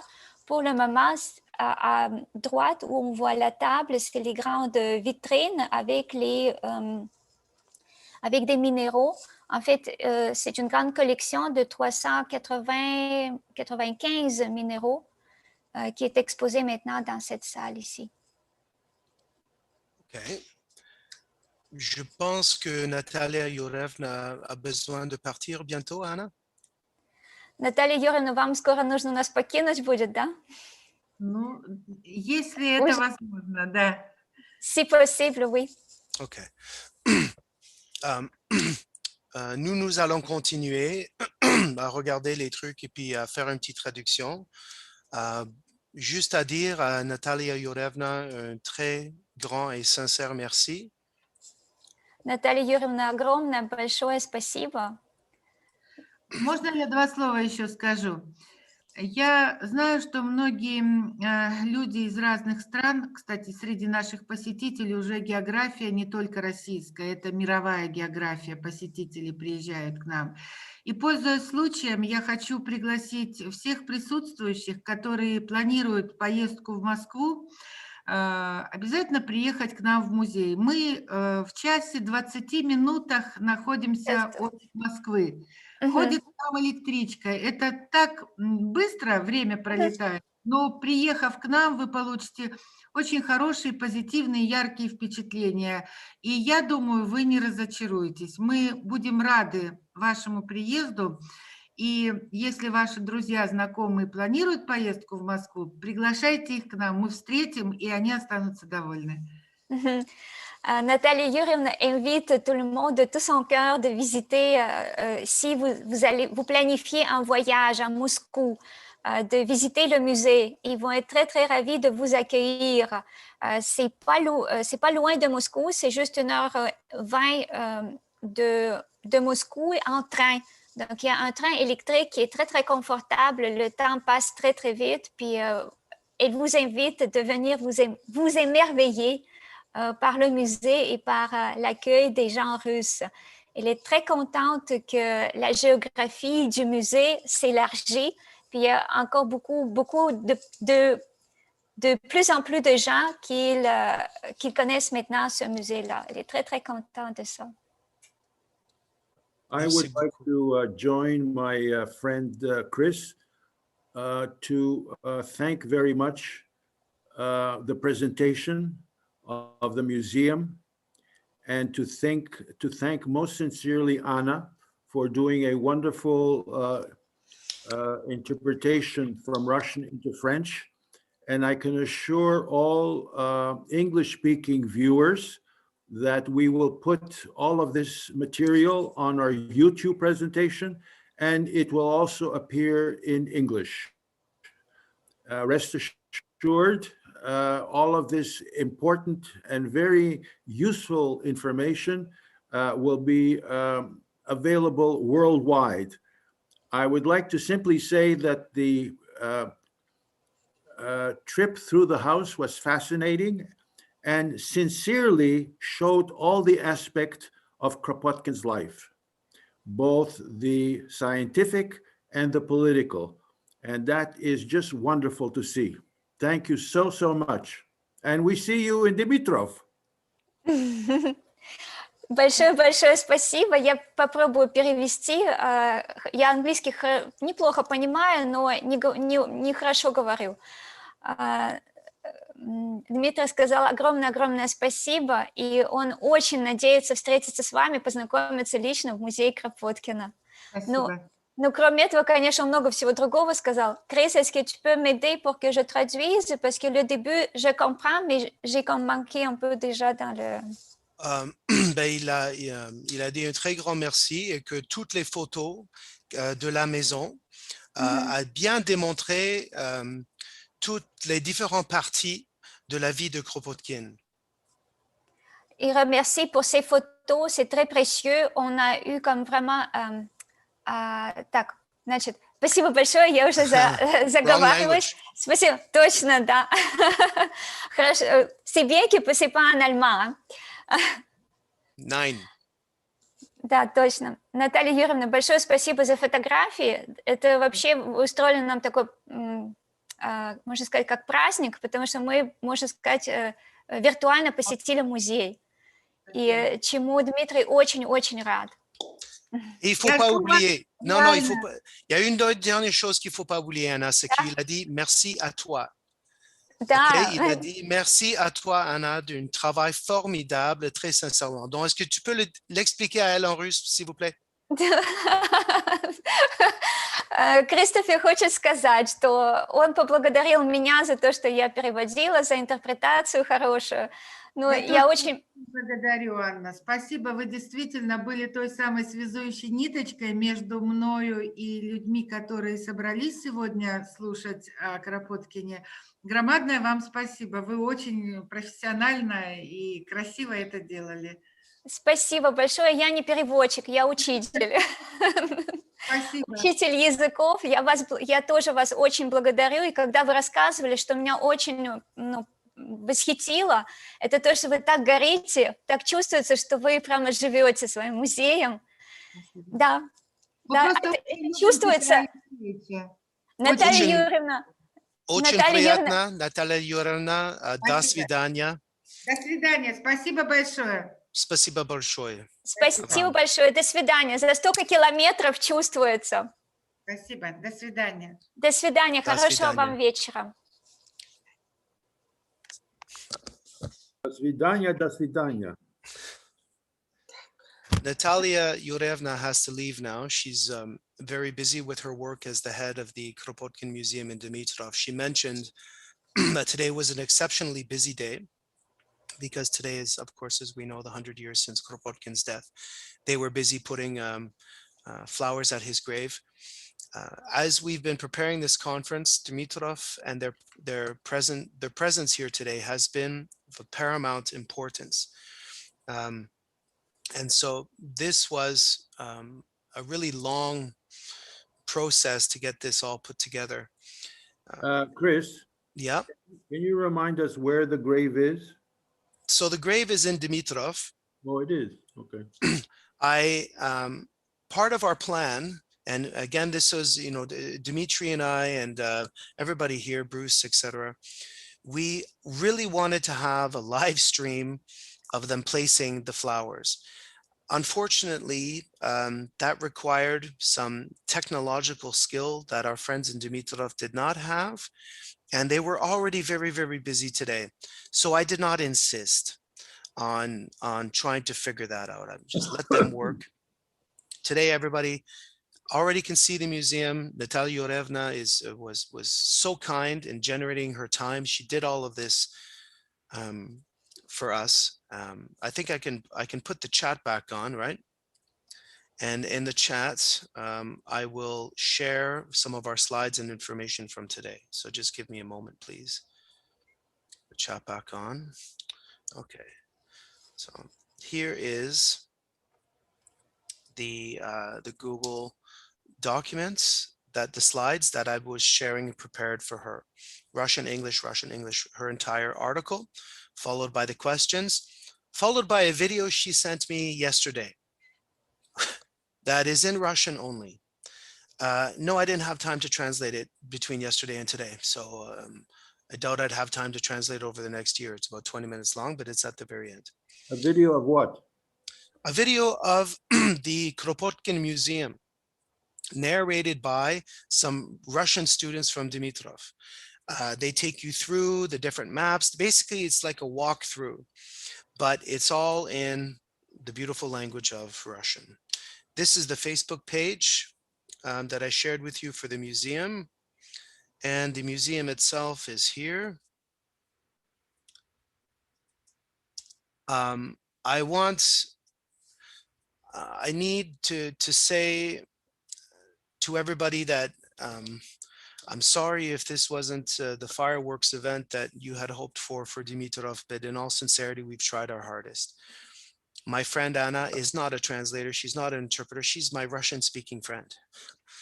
And a very sincere thank you to Anna, vraiment.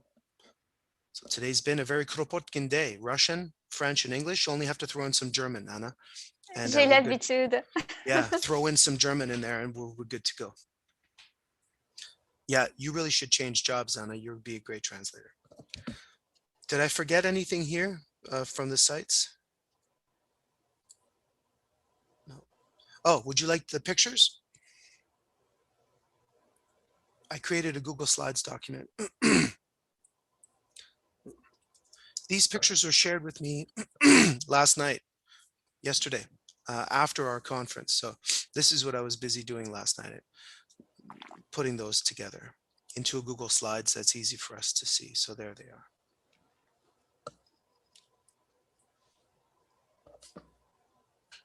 Dmitry. Pictures of what, Chris? Can you tell us what the pictures are about? So these are the pictures that I was just broadcasting. The pictures that Natalia was commenting. She went above and beyond that. My favorite part was a little swamp walkthrough, but I didn't have time to have her write her comments for this so that I could translate them into English. I got them yesterday, as I said. So the picture should be, oh, can you not access the, okay. Maybe I think it's a privacy setting issue. So where would I do that? Somewhere here. Let's see. If you can't figure it out now, Chris, we'll send it all out in an email and it will be sorted out by then if it's not immediately obvious. It's going to take me 2 seconds to do. Okay, great. Okay, you should be able to see them now. So. But anyway, I'll figure that out later. So that was our planned Dmitrov event. The video is there. Yes, you have access. I uploaded it to the Google Slides. You can just watch it if you like. It's 11:35. Dmitry, what do you say we prepare for this afternoon? You have to turn your mic on. Yes, good idea. Okay. So hopefully this has just been a taste of an exciting opportunity we should all take to travel to Dmitrov. I'd like to say thank you again to Anna. Anna, merci beaucoup en toute sincérité. Tu as fait un travail formidable. Merci. Tu peux aller te reposer maintenant. Ça me fait plaisir. Puis, est-ce que je peux ajouter 2 choses? Oui. Que je n'ai pas traduit, mais il faudrait demander, je pense que Natalia Yurevna a dit qu'ils ont filmé un reportage aujourd'hui, parce qu'il y avait une cérémonie. Ils ont fait aussi, peut-être ils vont la voir pour partager avec les autres, si les autres sont intéressés. Puis, si j'ai vraiment bien compris, mais je pense que c'était ça. Et aussi, ce qu'elle a dit, ils ont fait aujourd'hui une excursion sur les endroits de Dmitrov avec les écoliers, donc avec les élèves. Ils ont passé, il faisait très, très froid, comme elle a dit, mais c'est ça, ça a été fait, cette excursion. Ils sont allés voir où il était, les endroits qu'il aimait. Est-ce qu'elle a dit qu'elle allait le partager avec nous ou non? Non, elle n'a pas dit, mais elle a décrit beaucoup de choses de ce qu'ils ont fait aujourd'hui pour commémoration, on pourrait dire, oui. Puis je pense qu'elle a mentionné, ça se peut que j'ai mal compris, mais je doute, oui. J'ai l'impression qu'il y avait un reportage filmé aujourd'hui. So there's been On some pourrait news le footage. demander. Yeah, there's been some news footage today that Natalia Yorevna mentioned about Kropotkin's commemoration and some videos, etc., that are not probably available somewhere on the internet. I'll ask her as a follow-up and to say thank you again. I'll ask her if she can share a link with us to some of the images where we can see people laying the flowers at Kropotkin's grave and the commemoration, etc. Right? I'll do a follow-up on that. A lot of follow-up to do today for Chris. So would you like to introduce this afternoon, Dmitry? Well, what I would like to say is that our main speaker and our concluding speaker is a very important new addition to the great interest around Kropotkin. He has recently published a book with Routledge on Kropotkin. I would assume it's the latest book on Kropotkin. And his subject matter is extremely interesting. And I would invite as many people as possible to listen to this presentation that Richard Morgan will make from London, and to prepare the most large number of questions and discussions to engage with him as we conclude the end of the afternoon, I guess around between 4 and 5 o'clock, this magnificent conference. I would like to invite Chris to please read the biography, the biographical notes on Richard Morgan, because I don't have them here in front of me. Would you like me to do that now? Yeah, because I think that will really create interest in both Richard Morgan and his subject matter and his new book. So I just need a quick moment to find, it won't take me long. Let me see, come on, Chris, come on, Chris, come on, Chris. Right, and I'll do even better than that, Dmitry. I'll share my screen. Great. It's what I look like when I teach, by the way. If you wanted to know what Chris looks like, is a chicken with his head cut off. That's how it looks. Okay, share screen. Okay, should be this one. Can you see my screen, Anna? Tu le vois? Yay. All right, allez-y vers Natalia Pornova. There we are. All right, let me just go into present mode. It's very exciting, Dmitry mentioned, and I agree. Richard Morgan is going to be finishing off. We started off in Moscow. Today we finished in Dmitrov almost and back to him. So that it was nicely arranged for that. He's the author of a new book that excited us. The Making of Kropotkin's Anarchist Thought, Disease, Degeneration, Health, and the Biopolitical Dimension. It's going to be out this year, Routledge 2020. He was awarded his PhD from the School of Slavonic and East European Studies, University College London. Richard is also a photographer and a social career, so he has that multi-aspect to him that Kropotkin shared. The title of his book and the title of his talk is Disease, Degeneration, Health, and the Biopolitical Dimension of Kropotkin's Anarchist Thought. It's going to be fascinating. So the links are here for everybody who's signed up to the program. Yeah. Do you want me to share that conference booklet as well? Thank you. Sharing is caring. Let's do this. Again, I want to remind everybody that all of this is going to be part of the YouTube presentation on the conference. Everything is going to be there from A to Z. So in case you miss something, you can always get into the YouTube presentation. And we welcome your participation in the YouTube presentation and your comments, because as you know, you can comment on the YouTube thing.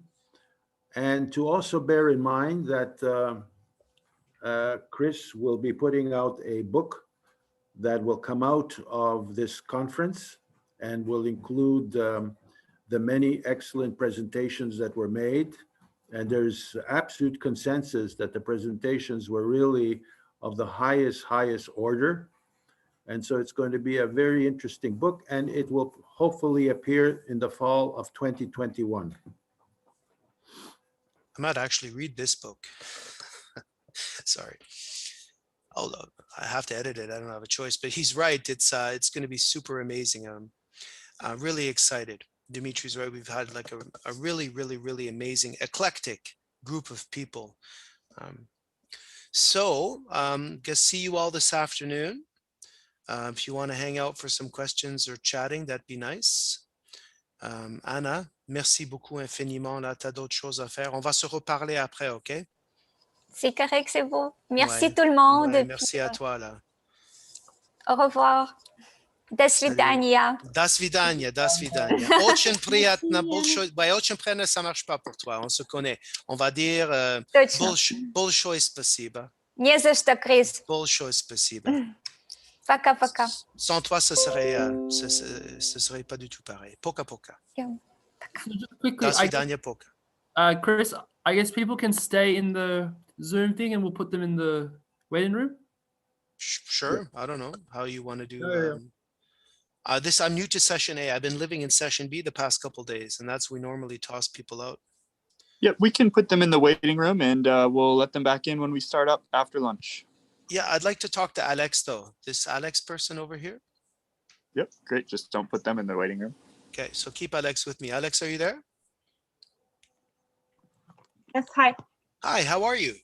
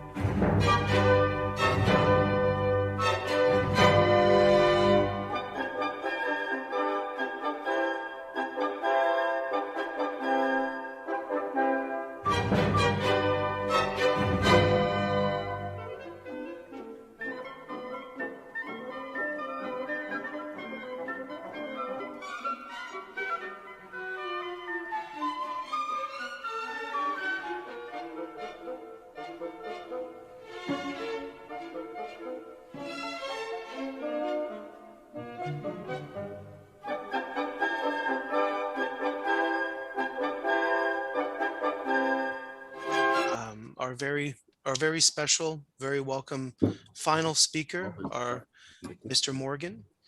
I'm going to have to be leaving soon, but I'd like to begin with some numbers, and this is going to be for all of us who've been working on this conference: Dmitry, Nathan, Jason, Anon, and Bruce, okay, Clara Swan, all of you. Total number of registered attendees is at 651. We have 6 different continents, 47 unique countries, and at least 295 different cities. And before I leave today, because I have to work, I wanted to take a minute and wanted to go back to a cold March day of last year when Dmitry said, "Chris, I have to call you about something." I'm okay. They had just opened up our provincial parks here. I was super excited to get in. So I was waiting there so I could get some nature again after the COVID thing. And Dmitry said, "Chris, I feel we need to have a conference celebrating Kropotkin's the 100 years since his death." And as of that day, March of last year, here we are, after a wonderful weekend that would be impossible without Dmitry's vision. So that's number one. And then all of us working. So Nathan, Jason, Bruce, Clara, and everybody else have worked so hard. And I wanted to take a minute and thank all of them for what I was mentioning to Richard in the beginning is quite an eclectic crew of people that this weekend has been anything but boring. If anything, I've been brought into the social sciences, evolutionary biology, been brought into literature and whatever. So without further ado, again, I want to share that piece of important information about so I hope you've enjoyed it. I hope you are able to go out and learn more from all of our very talented speakers. So Richard, can you see my screen? I can see it, yeah. Hi. Good. So last, but most definitely not least, is somebody that among all of our presenters, we've been excited for everybody, okay? But we've been excited also for Richard's talk today. He is the author of The Making of Kropotkin's Anarchist Thought, Disease, Degeneration, Health, and the Biopolitical Dimension, released in 2020. You'll be sharing us a copy of the cover of the book, and then afterwards, Richard, it would be great if you could send us some links too. He was awarded his PhD from the School of Slavonic and East European Studies, University College of London, where he is right now. Is also a photographer and a social carer. And it was part of our challenge, Richard, when we tried to find you in the beginning. You said, okay, well, wait a minute. We found a site for Richard Morgan. He's in London, but these are like pictures. Is this the same guy that wrote this book? And so you do thankfully have that interdisciplinary approach that I think we all value with Kropotkin so much. So with nothing more to say than a big, huge welcome to you, Richard Morgan. I say the floor is yours, and Dmitry is going to be chairing you. What an honor. And I have to leave, but what an honor and good luck.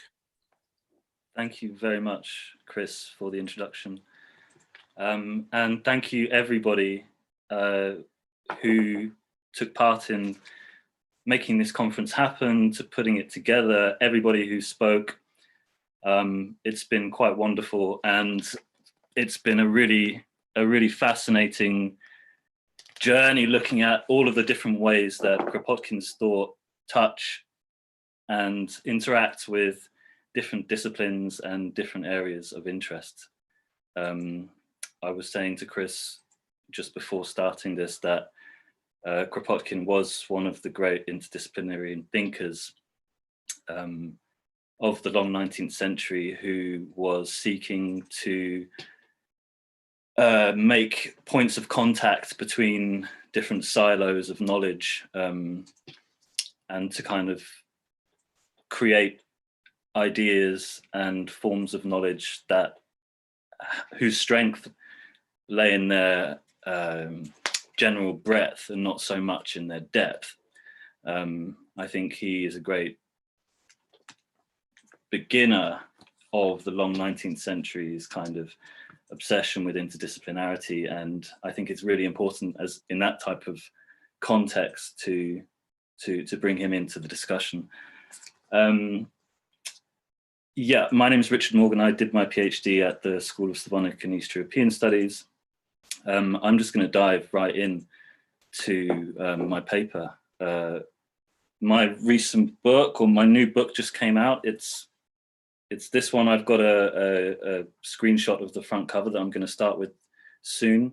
The Making of Kropotkin's Anarchist Thought, Disease, Degeneration, Health, and the Biopolitical Dimension.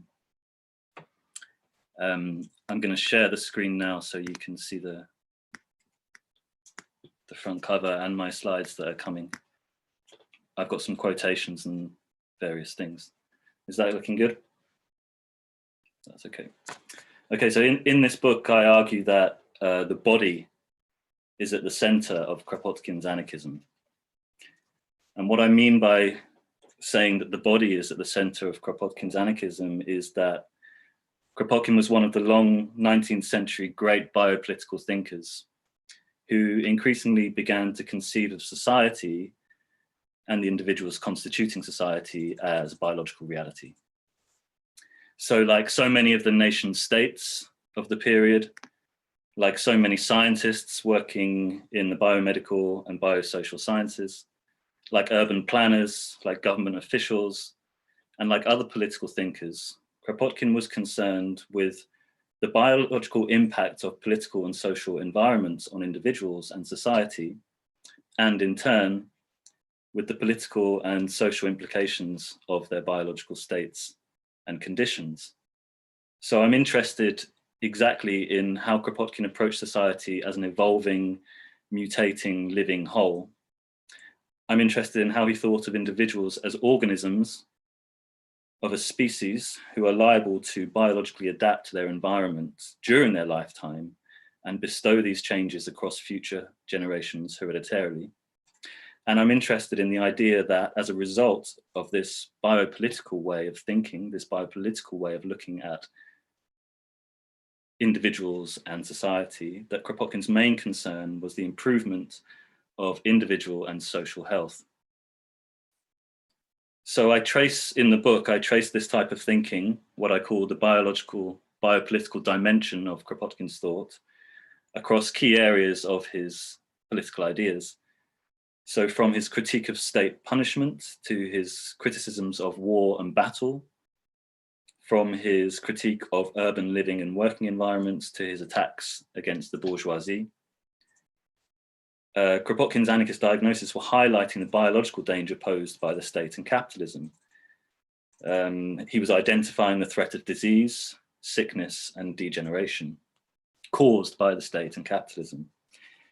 And because he perceived social problems biologically, Kropotkin's political remedies had a medical focus.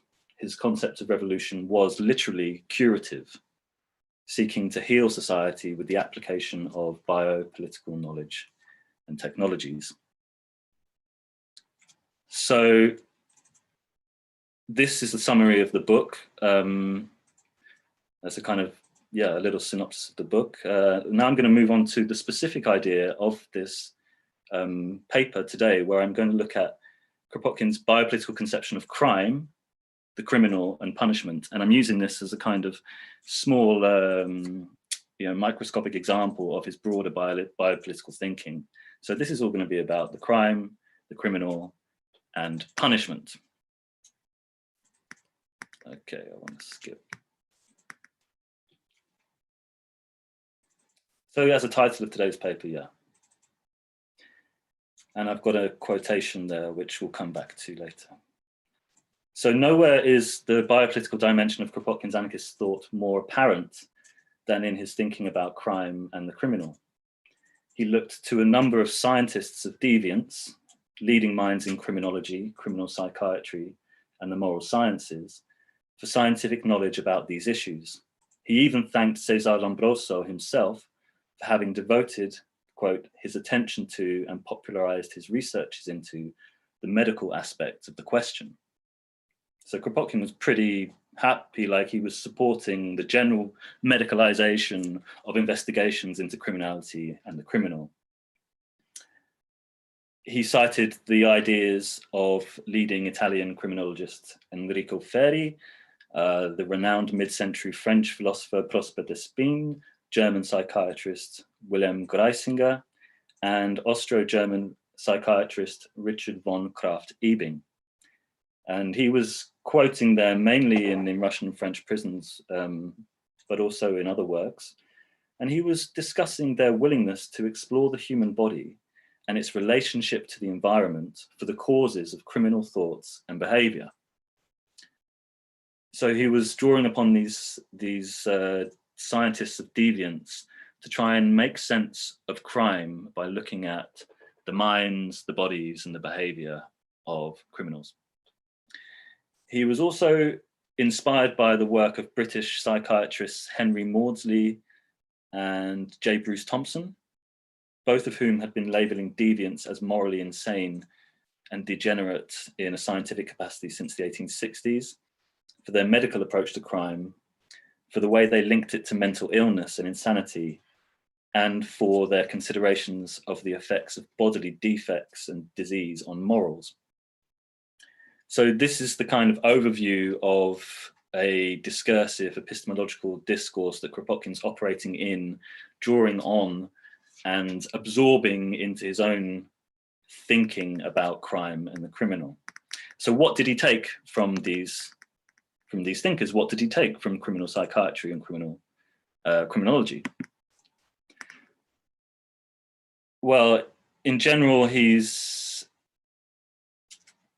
interested in three things. First of all, a shift from sin to illness, which is the medicalization of morality, which takes place more or less in the late 19th century in Europe, Britain, America, and so on. And the shift from sin to sickness is essentially a move that wrestles the hands of religious doctrine and claims morality for psychiatric medicine. He writes in Russian and French prisons that he has read Mr. Maudsley's researches into insanity, seriously read his works, and would say that most of the inmates of our jails who have been imprisoned for attempts against persons are people affected with some disease of the mind. More often than not, he agreed with the psychiatrist, the criminal is irresponsible for his acts. So no longer was it necessary to summon God or the devil to understand the causes of crime. What was required was a medical investigation into the criminal's mind. The second aspect of contemporary criminal psychiatry that Kropotkin was interested in, and that I argue he absorbed into his political writings, was a relationship between the will and the passions. This, of course, had been around for a long time in Kant and Rousseau, but it becomes medicalized in psychiatric discourses of this period. So many of the medical conditions explored by the 19th century psychiatrists that appear in Kropotkin's work were explained as a result of an imbalance between the will, which is often associated with constraint, with reason, with the power to check oneself, and the passions, an endemic group of inclinations, appetites, and desires. Krafft-Ebing, one of the many psychiatrists that Kropotkin looks to for knowledge on this issue, when examining in his book Psychopathia Sexualis of 1886, examining the state of delusion that commonly accompanies sexually deviant acts such as sadism and exhibitionism, declared that particular stress should be laid upon the fact that the act emanated from an irresistible impulse. Additionally, it is of psychical importance that willpower is impaired and quite impotent in the presence of the delusion. So this codification of insanity, which is an imbalance between the will and the passions, which was kind of abound and in play and in vogue in contemporary or late 19th century, early 20th century criminal psychiatry, this is also apparent in Kropotkin's own writings about crime. His arrangement of the will and the passions reflects the analysis of the experts to whom he referred for knowledge. He used this opposition to make sense of behavior he considered immoral. And for many psychiatrists in the 19th century, the criminal provided an interesting case.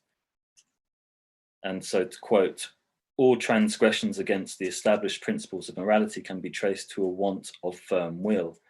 Most of the inmates of our prisons are people who have not had firmness enough to resist the temptations that surround them, or to master a passionate impulse that momentarily overpowered them." So it's clear here Kropotkin's using psychiatry's conceptual toolkit, this codification of insanity, this balance between the will and the passions, to make sense of crime himself.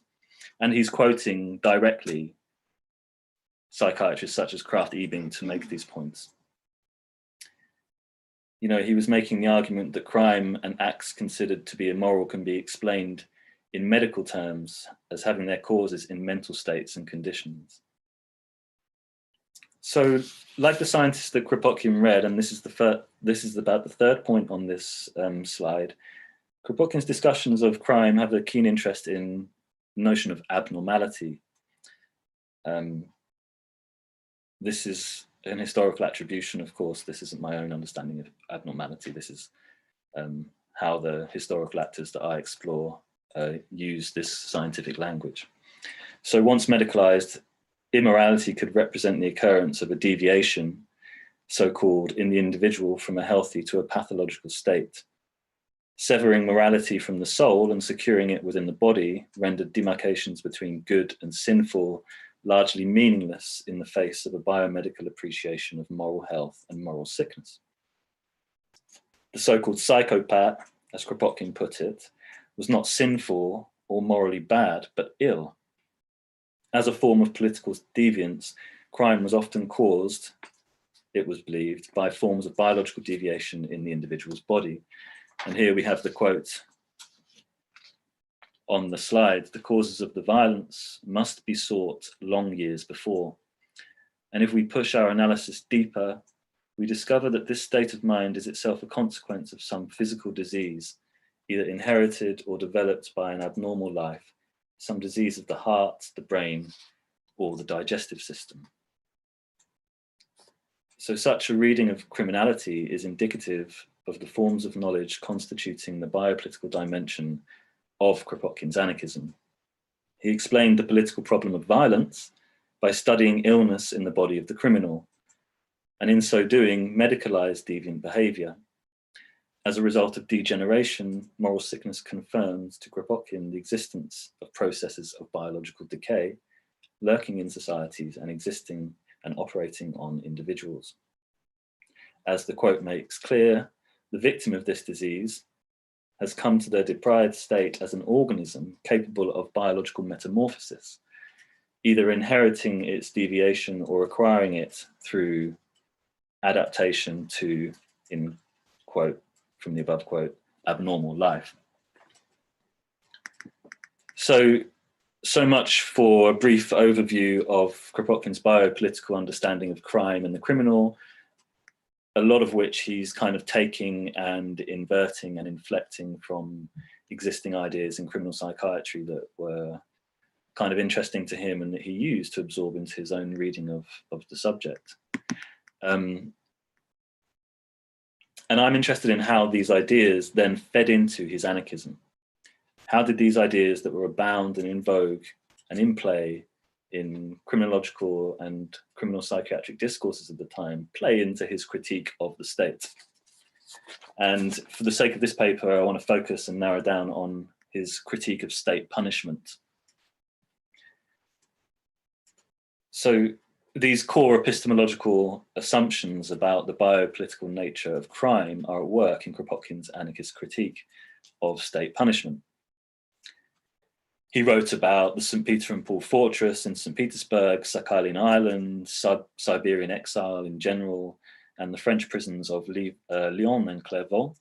And I'm arguing that when he did so, although he was interested in things like the deprivation of liberty, and he was interested in things like the brutality of the guards in prison and the general brutality of the notion of imprisonment, my argument is that his main concern was with a biological threat that prisons pose to their inmates and the wider society. And that this makes perfect sense given his biopolitical reading of crime and criminality that I laid out in the first part of this presentation. So even when he looked at, for example, the imprisonment of Dmitry Pisarev, a Russian radical writer of the 1860s, he writes in his memoirs, when he came out of prison, his health was already ruined. His health was already broken. So what's striking to Kropotkin is the state of Pisarev's health when he comes out of St. Peter and Paul Fortress. When he writes about his own experiences in St. Peter and Paul Fortress, he reflects on his own submission to scurvy, which he calls that scourge of the prisons.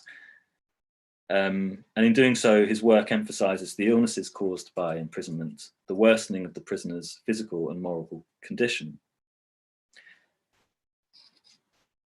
For Kropotkin, prisons were also state-engendered environments that exposed human beings to epidemics. He assessed the prison in Kiev as a sink of typhus fever, being overcrowded, rotten, and impregnated with sewage. His analysis of katorga, which is a sentence to a period of forced hard labor in mid to late 19th century Russia, his analysis of this concentrated on the terrible scurvy epidemics that broke out amongst convicts in the Kara gold mines. And when he passed from an exploration of the effect of the prison on prisoners to an assessment of its threat to wider society, he found a worrying situation of disease transmission. Quote, last year, it became known that several prisons were nests of typhus infection. Thus, the Ekaterinoslav Zemstva reported that the Lugansk prison was a breeding place for typhus for the city and the whole district. So what is this quotation saying? I mean, for me, it's showing that a far greater concern to the prisoner than his loss of freedom for Kropotkin was the invisible danger of the epidemic. It was not the cells themselves, their restrictions, their confinements, their limitations. It was not these things that caused the greatest harm, but the pathogenic nature of their condition, the pathogenic condition and tendency to sicken and infect. And this is what comes up time and time again in Kropotkin's writings about the sites of punishment and the sites of state-engendered penal policy.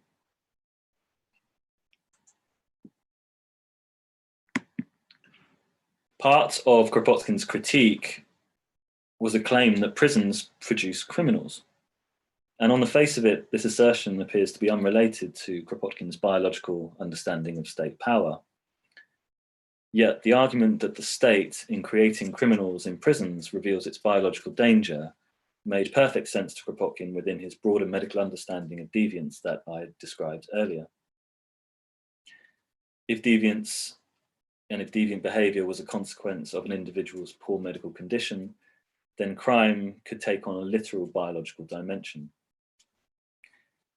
So I'm going to talk about the first quote there. Kropotkin believes that physical illnesses bred in prison could cause crime from inside the body of infected prisoners. The idea about the biological causes of deviance was borrowed from the criminologists and psychiatrists he turned to for expert knowledge about crime. And the quote is as follows: the influence of inherited faculties and of the biological organization on the inclination towards crime has been illustrated of late by so many highly interesting investigations that we surely can form a nearly complete idea about this category of causes which bring men and women within our penal jurisdiction. So what do I make of that quote? Well, I'm reading a political critique of state punishment that is sharing in a scientific gaze into the body of the criminal that was common to late 19th century criminology. I'm seeing an enthusiasm about how the criminal, not his or her crime, had become the object of research. In this sense, Kropotkin's anarchism is indicative of how the importance of crimes faded into the background of criminological thought in the late 19th century and was replaced by a fascination with the criminal man or criminal woman. And on to the second quotation. The growing scientific significance of the body of the criminal proved fundamental to Kropotkin's political thought. It granted him the conceptual possibility of channeling a political attack against the state by showing the condition of the bodies that inhabited prisons. As he wrote when describing the prison of Lyon, illnesses acquired in prison literally caused crime. It's a quote. Flocks of children are also taken at certain hours to the prison yards, thin, enervated, underfed, the shadows of children. I watched them from my window. Anemia was plainly written on all the little faces and manifest in their thin, shivering bodies. What will become of them after they have passed through that schooling and come out with their health ruined, their wills annihilated? Anemia is responsible for crime to an infinitely greater extent than plethora, and it is precisely this enemy of the human race which is bred in prison. And he means crime there.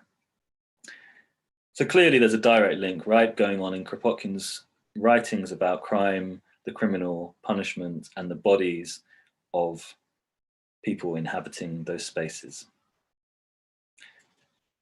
But as well as the bodies, he's also thinking about the minds of the people inhabiting these spaces, and this also feeds into a really important part of his critique.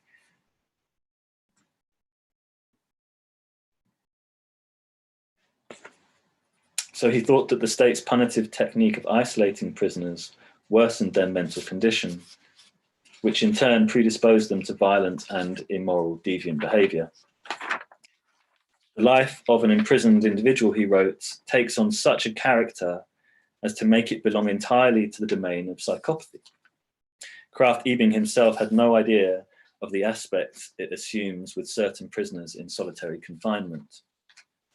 So Kropotkin's again referring to an expert in psychiatric investigations into so-called conditions of insanity and madness to make a political attack against the state. So he's absorbing contemporary science and pushing it out into an anarchist attack against the state. But how did the prison create this sense of madness, according to Kropotkin? Why did Kropotkin believe it would lead to criminal behavior? And the answer lies in the late 19th century medical codification of madness that I described above, the relationship between the will and the passions. And basically for Kropotkin, this kind of codification of sanity was disturbed by the experience of imprisonment. And we have the two quotes here that sort of lay out the way that the prison and punishment in general as being a state practice causes crime by making prisoners mad, insane, or liable to so-called defective minds. So as a popular calculus employed by 19th century psychiatry, this delicate balance between the will and the passions was disrupted by state prisons. The passions, so this is the first quote, the passions capable of leading individuals to act in opposition to moral restraint were intensified and diseased in prisons. To quote, and if the prisoner has got into trouble in consequence of a morbid development of the passionate, sensual side of his nature, now, after having spent a number of years in prison, this morbid character is still more developed, and in many cases to an appalling extent. In this last direction, the most dangerous of all, prison education is most effective. So this quotation, Kropotkin's basically saying that the passions are intensified in human beings, which is pretty dangerous if there's no will there to keep them in check. And that's what he's saying in the second paragraph, in the second quotation, right? I'll quote, incarceration in a prison of necessity entirely destroys the energy of a man and annihilates his will. In prison life, there is no room for exercising one's will. To possess one's will in prison means surely to get into trouble. The will of the prisoner must be killed, and it is killed. So we have these kind of two processes in play in Kropotkin's critique of state punishment, in producing madness and insanity in the inmates and in wider society. These two processes at play. One is the intensification of the passions, of appetites, of these kind of momentary impulses, and on the other side, the destruction of the restraining bolts that would usually keep these forces in check. I just want to finish with two final points. The first point being that Kropotkin's enthusiasm for these discourses of criminology and criminal psychiatry, I think was great, at least in his late 19th century work. He did write in the book In Russian and French Prisons that he hoped, quote, "the time is not too far distant when the noble ideas which have inspired Greisinger, Krafft-Ebing, and some of the modern Italian criminologists like Ferri will become the property of the general public." So when we think of the anarchist notion of knowledge dissemination, which I think is a key trope in anarchism, to make science free from the ivory tower and to disseminate it widely and for it to become the general possession of all. Well, Kropotkin's talking in specific terms here about biomedical, biopolitical knowledge about crime to become the general property of all. He's being very specific, and he's showing his advocation of disseminating ideas from the biomedical sciences through society. And my last point, I think there are plenty of possible legacies that Kropotkin had left, and I think, given the volume of work that he produced and the many different avenues that his thought ran down, I think this legacy could be different for different people and different researchers. For me, given that I'm interested in Kropotkin's diagnosis of the problems of his contemporary society, of his diagnosis of the state, of his diagnosis of capitalism, and because I'm interested in the way he does this biopolitically, he's often interested in degeneration, disease, crime, insanity, suicide. So because of this, I see Kropotkin not as an entirely optimistic white Christ thinker. Instead, I see him as a thinker that oscillated between optimism and pessimism.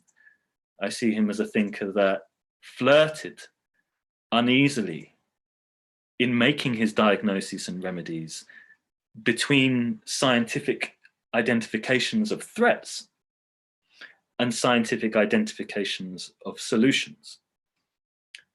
And I also see this oscillation as being characteristic of scientific modernity of the long 19th century in general. I see Kropotkin as a wonderful example of a period, and particularly in the fin du siècle, a period where thinkers were both haunted by degeneration, but hopeful for regeneration. You know, of thinkers that were preoccupied with hope and despair simultaneously. Thinkers who were concerned with the light of the future and the darkness of the present. And thinkers who necessarily built political diagnoses of their status quo and then gave remedies of how this would be cured. So I would like to leave it there for my paper, and thank you very much for listening. I hope the slides were clear.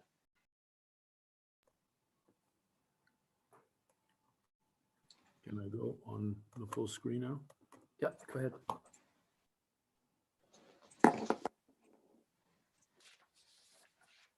Well, Richard, thank you very much for a very exceptional presentation. Very exceptional indeed. And of course, it only provokes real great interest in your book. Thank you. I, for one, I'm going to rush to my local bookstore, even though it's locked, and knock on the door and make sure that they get a copy of that book from Routledge as soon as possible for me.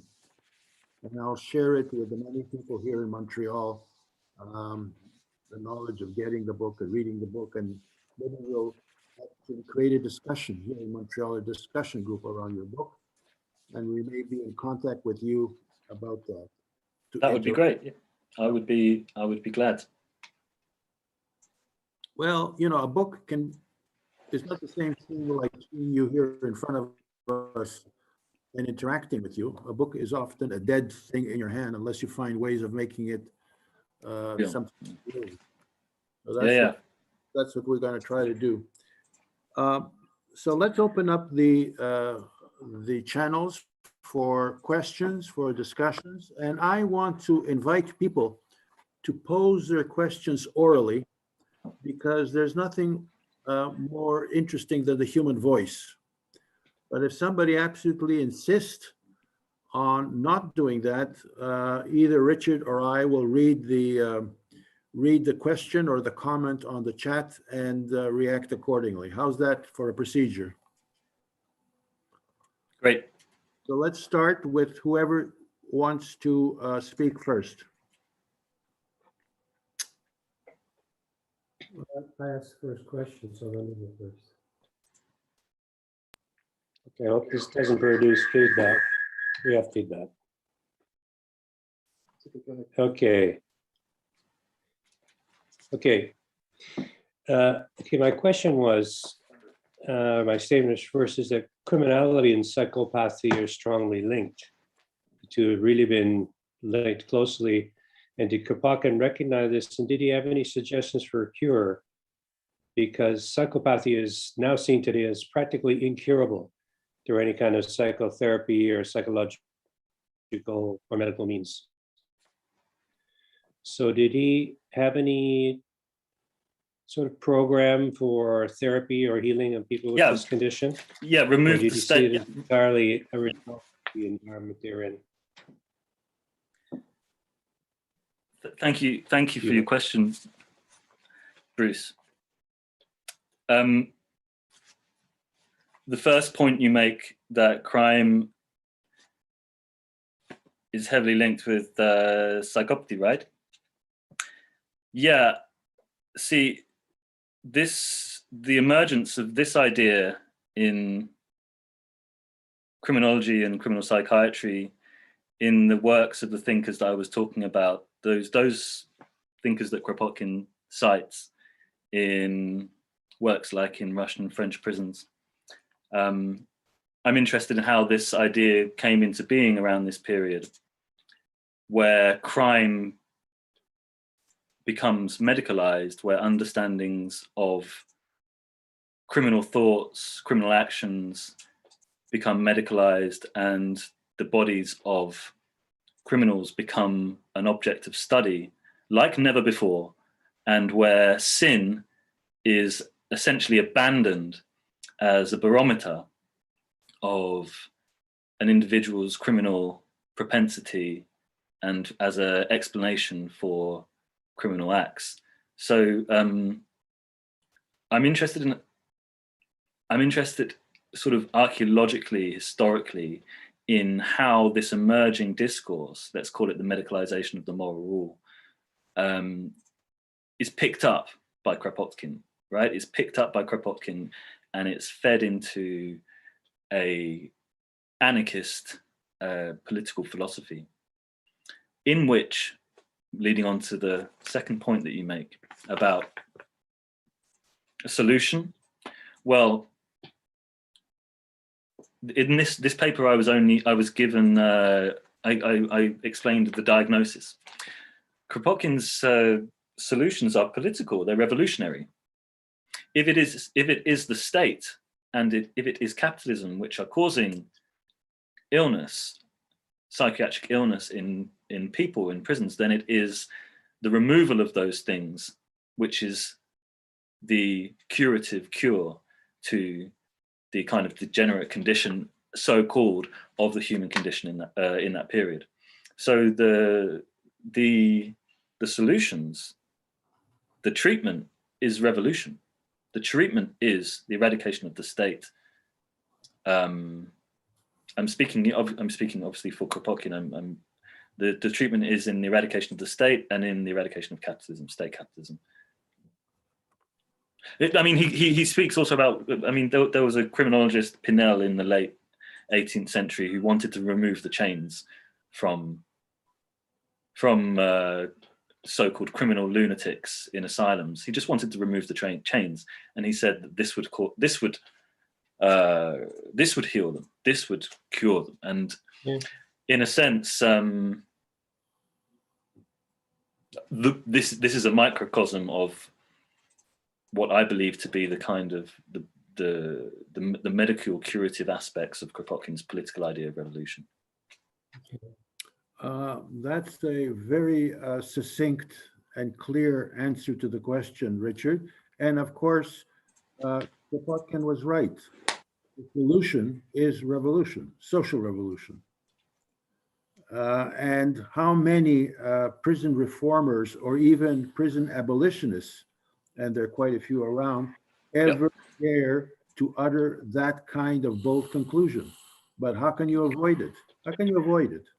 Thank you very, very much. If I could just say one more quick thing. I mean, the idea about revolution being curative and having these kind of hygienic qualities, let's say, is very important, I think, to understanding Kropotkin's notion of revolution. He really wanted to clean things up. You know, he was like a lot of urban planners at the time. He wanted better sanitation. He wanted better housing. He wanted better sewage works. He wanted factories to have cleaner air. He wanted the living and urban working conditions of people to be cleaner.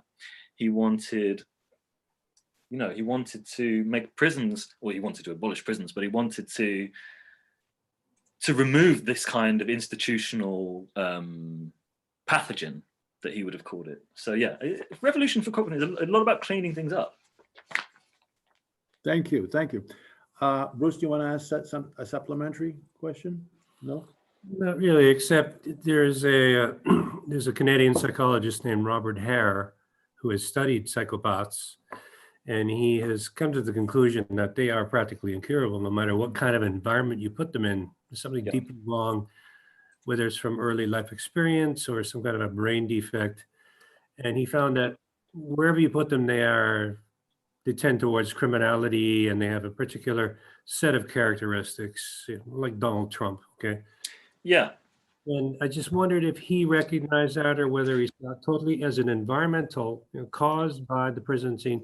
And the question also extends to mental hospitals. I don't know, was he involved at all in the mental hospitals at that time? Because there was a very famous French psychiatrist named Pinel. Yes. Who was releasing patients from these horrible conditions. So was he aware of that work as well? So first of all, this notion of the inescapability of one's criminality really goes back to Lombroso and predestination, predestined criminals. Kropotkin rejected this. Okay. He was happy that Lombroso was opening up a discussion into morality that had medical dimensions. So he was happy at the medical interpretation of crime, but he rejected flat out predestination. Kropotkin was for predisposition. And you could be predisposed to crime, and he's borrowing all of this from the criminologists and psychiatrists that he's interested in reading. Right. You could be predisposed to crime by your birth. Mm-hmm. You know, he's a Lamarckian evolutionist, so he does believe that acquired characteristics can be passed down to progeny. but also by the environment. So it's always this trade-off between one's body and the environment that one's body inhabits. And if we are liable to adapt biologically to our environment, which he thought we were, given being a Lamarckian evolutionist, then we're liable to become corrupted, right? Corrupted morally, mentally, by the state-engendered conditions and the capitalist engendered conditions in which we live. About Pinel, yeah, he references Pinel in Russian and French prisons as a kind of example of removing the restrictions on the criminally insane. But I think he's talking about this as a microcosm for basically removing the state. Very interesting. Well, thank you very much. Thank you. Thank you for the question. I'll now upon Charles Mercier, who wants to ask a question. Charles, you want to do it orally, please?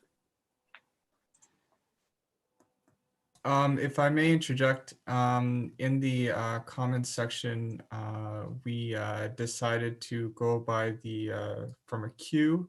So next up would be Tom, followed by Sean, and then after that, Charles. Who's saying all this stuff? This is Anon, the moderator for this session. I see. So I have no role in determining who speaks. Oh, well, in that case, we can leave Charles's floor. Charles's hand up first, so I'm going to recognize Charles to speak first, and then the others. Okay. Dimitri, that's very kind. I don't want to jump the queue, but that's kind of you. Thank you. I'm just wondering, Richard, can you hear me okay?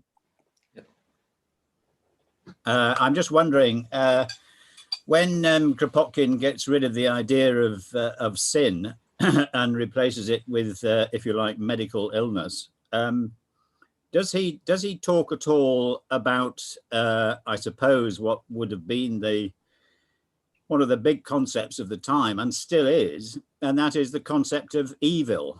In other words, people being intrinsically evil.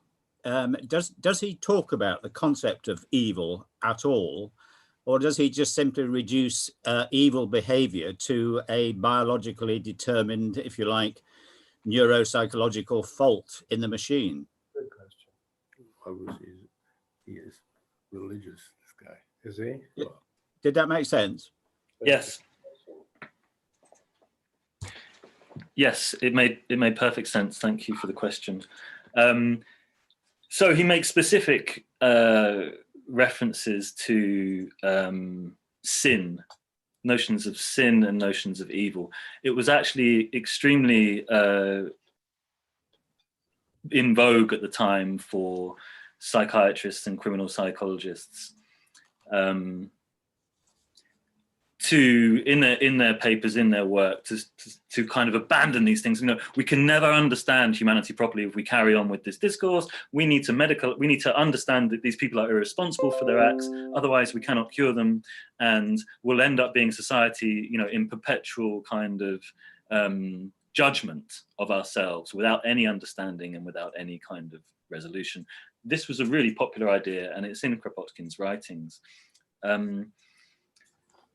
And the notion that he replaces evil with what you call a predetermined kind of, you know, basically a neurological. Yeah.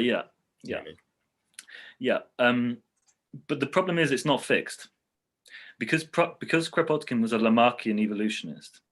So he believed that the human being, human species, was in continual flux, and it was in continual flux because, first of all, it was capable of acquiring characteristics through direct action, through direct interaction with its environment, and that secondly, these acquired characteristics, moral, mental, physical, can be passed down, and often are passed down hereditarily to future generations.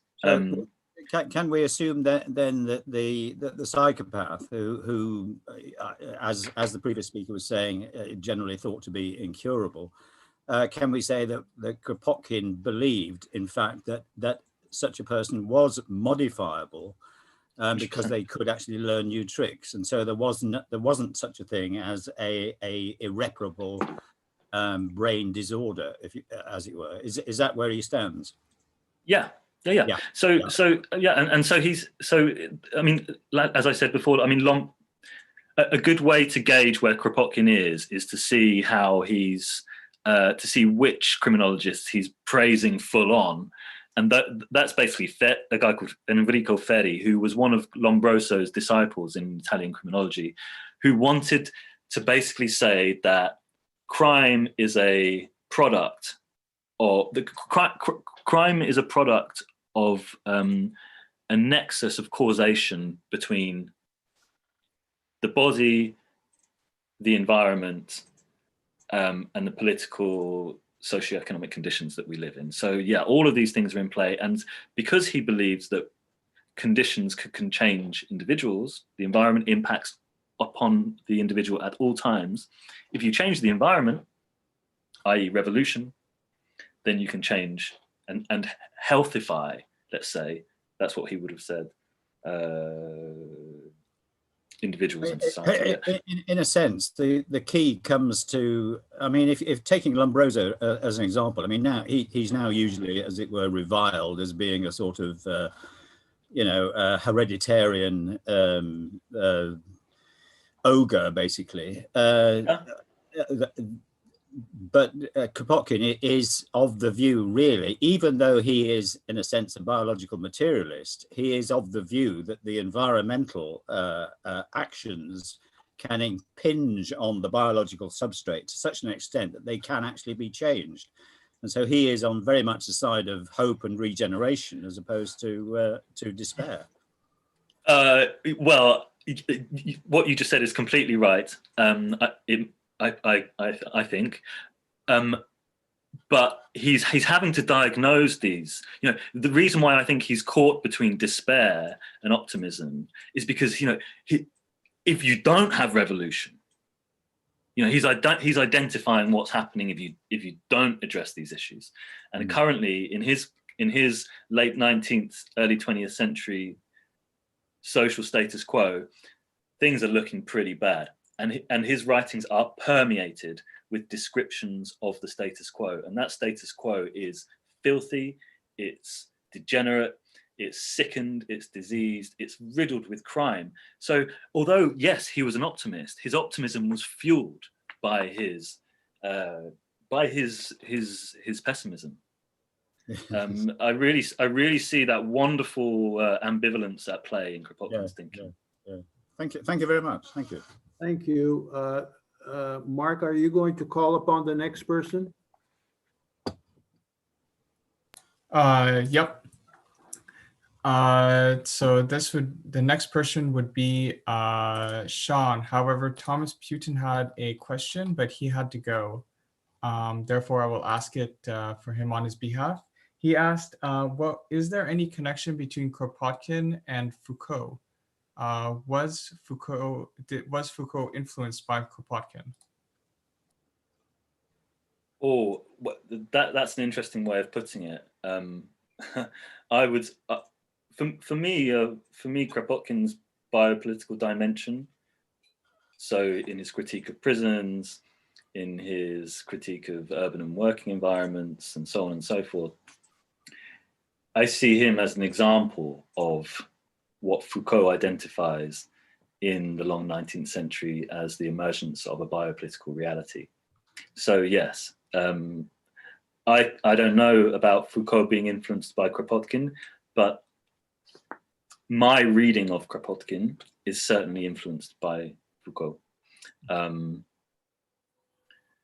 The notion of the body taking center stage in politics, the notion that society, for the first time, and with the emergence of social statistics as its kind of technology emerged on a supra-personal plane of reality that it had never existed on before.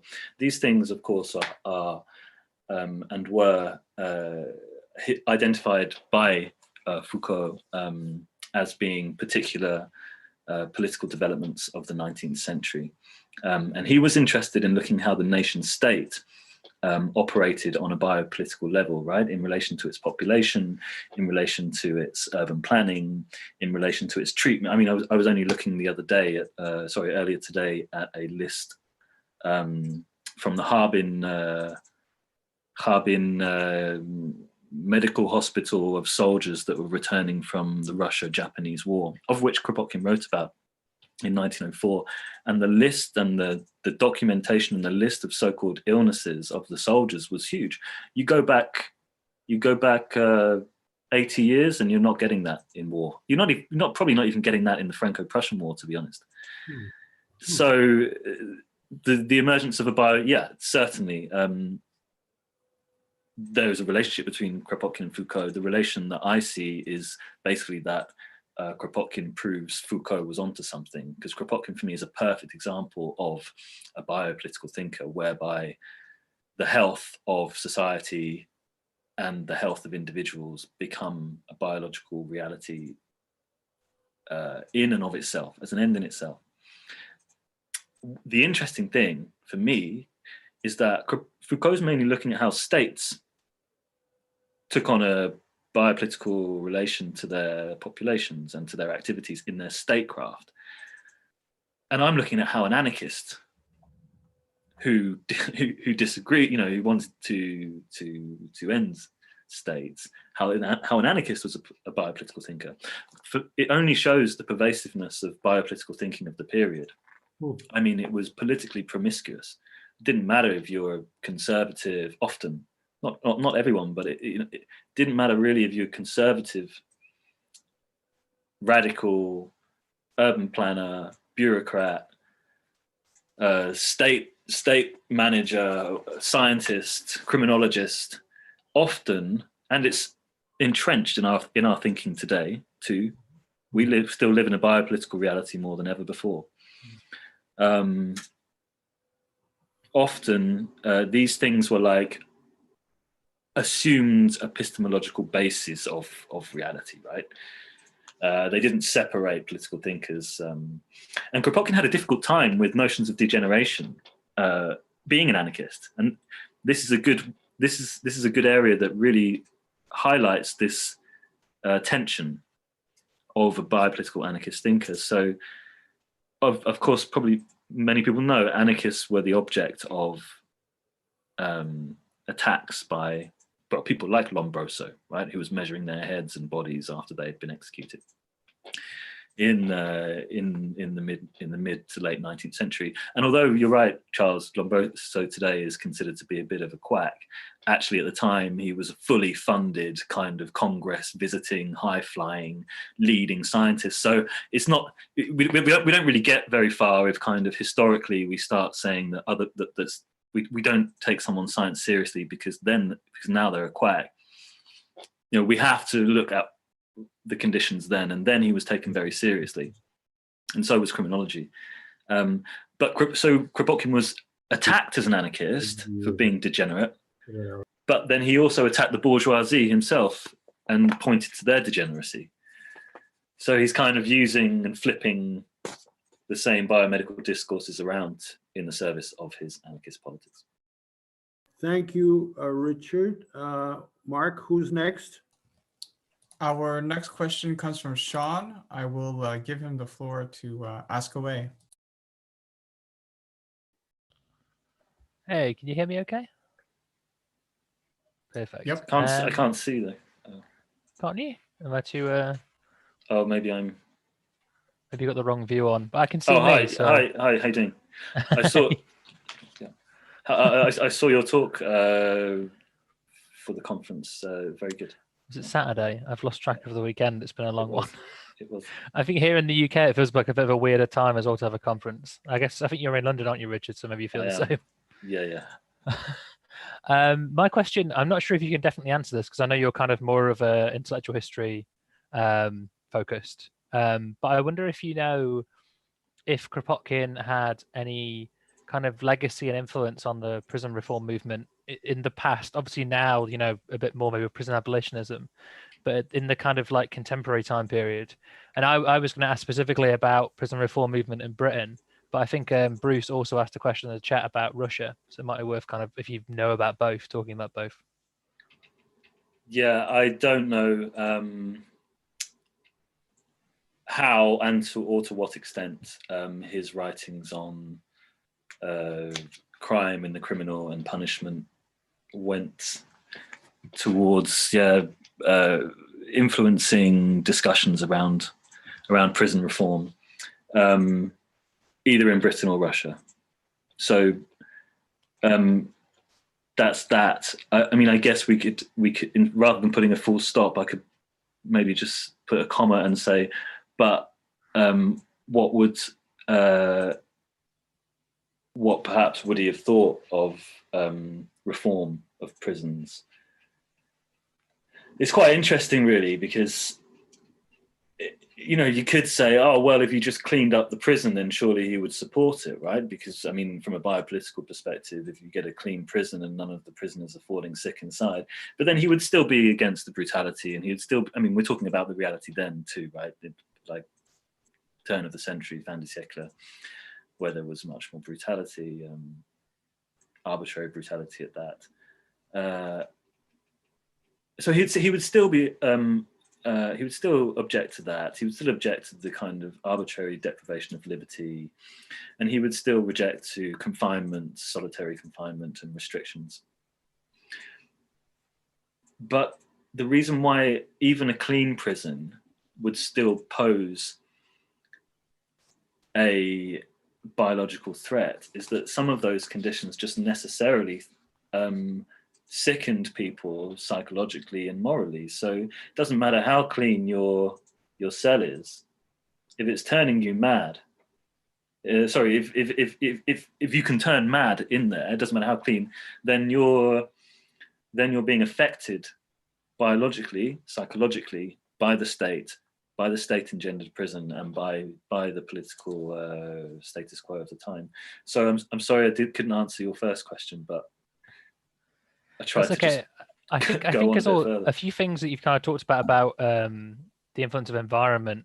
I think you're right. I think that in Kropotkin's mind, I would imagine, well, I've not that like I haven't read that much of his writings on prison reform, but like the environment of the prison is intrinsically hierarchical and is intrinsically like you know, mental health debilitating. And so even if you improve the physical environment, and I think that's the kind of interesting thing where there's the physical and the social environment. And I think that like the prison, obviously prison abolitionism now has some like veins of Kropotkin in it, but back then there wasn't much prison abolitionism. It was about making them nicer, or let's say less horrible and disease ridden. But they'd still have that like thing that Kropotkin would never be able to come to terms with, which I think is fair, obviously. But yeah. Thank you. We'll move on now to the next.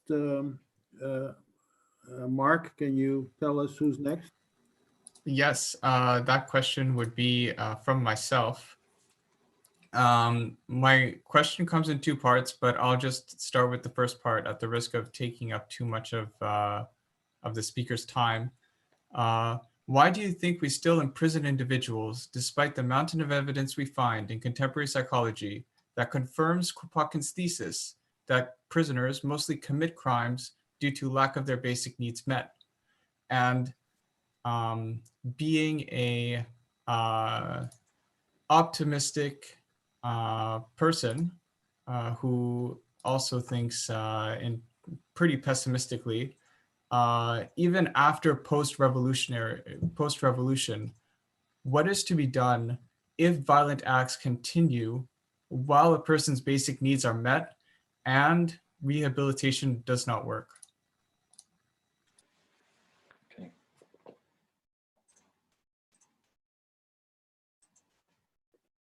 Okay, I'm just making a note of your question so I can refer to it. Post-rev. What Что делать, basically, what would we do? Okay, your first question, why do we still in prison? No, and you mean now? Yes, in modern times. Why do we still imprison criminals if Kropotkin was right, basically? If this discourse about criminal irresponsibility based on one's medical, psychological constitution is right, why are criminals still imprisoned? Of course, it goes without saying that, you know, this is a big step from in terms of a question from my research question, which was kind of intellectual historical archaeology of a thinker's thought. But if I could just step out of that for a second and basically muse on the idea why. Right now, would Kropotkin say because the state, we still have a state? Would he say something as simple as that, basically? Because the state's still there. That's what I think he would say. Personally, I have no idea. Yeah, I don't really know that too much about contemporary penological and criminological debates in terms of like legal policy making and things. So can't really expand too much on that. I can tell you that the notion of irresponsibility interests me from a kind of discursive level, but in terms of speaking on level of me offering, or you know, if there's a possible solution for this kind of area of society, I don't know. But I think Kropotkin would say the reason why it's still happening now is because the state is still there, and it just is intrinsically punitive. No, that's kind of runs through as a hallmark of a lot of anarchist thinkers. The state is intrinsically punitive, as well as being, you know, expansive and so on. Yes, indeed. I'd definitely agree with that. But if I also might add, it would seem as if capitalism has also taken a hold insofar as for-profit prisons in the United States are becoming more and more out there these days. Yeah.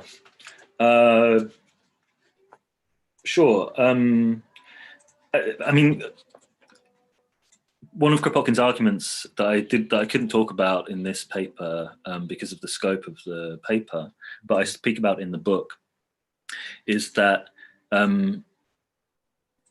one of the reasons that capitalism is causing prisons to continue running is because their values permeate society, and their values are necessarily inculcate and induce in people certain ways of thinking and certain desires to behave in certain ways that are considered criminal.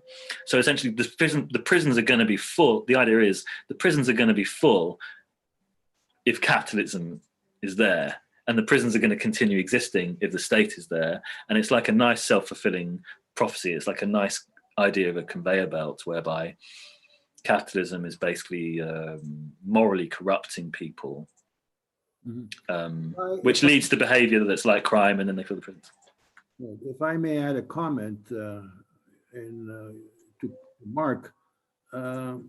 Mark, you must know that the United States has the largest prison population, and that prisons in the United States are big business. Big business. A lot of prisons are private businesses.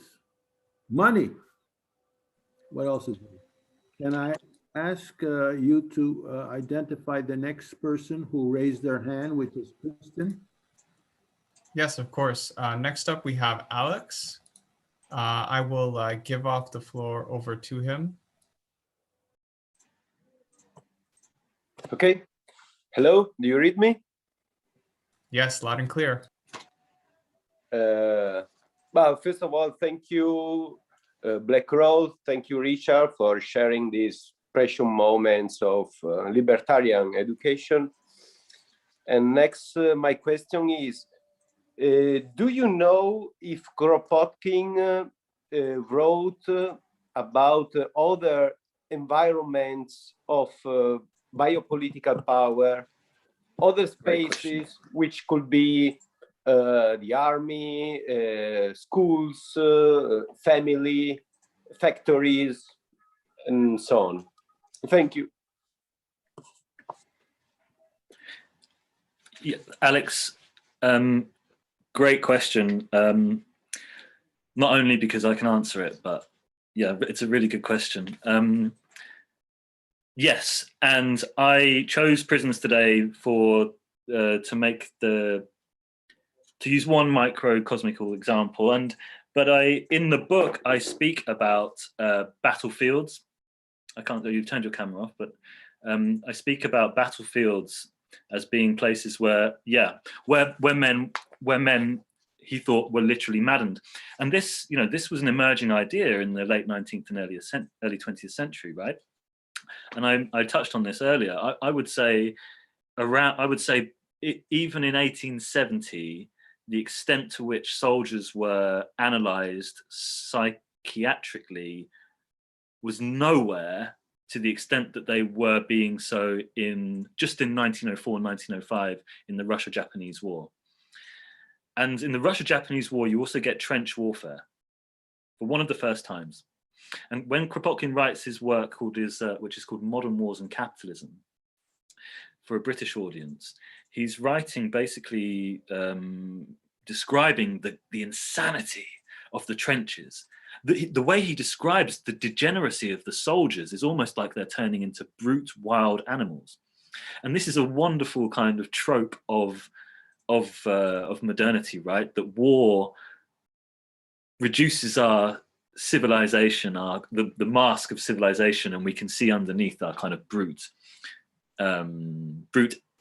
animalistic nature. But Kropotkin was saying that this is a bad thing. Of course, this would be like an evolutionary return.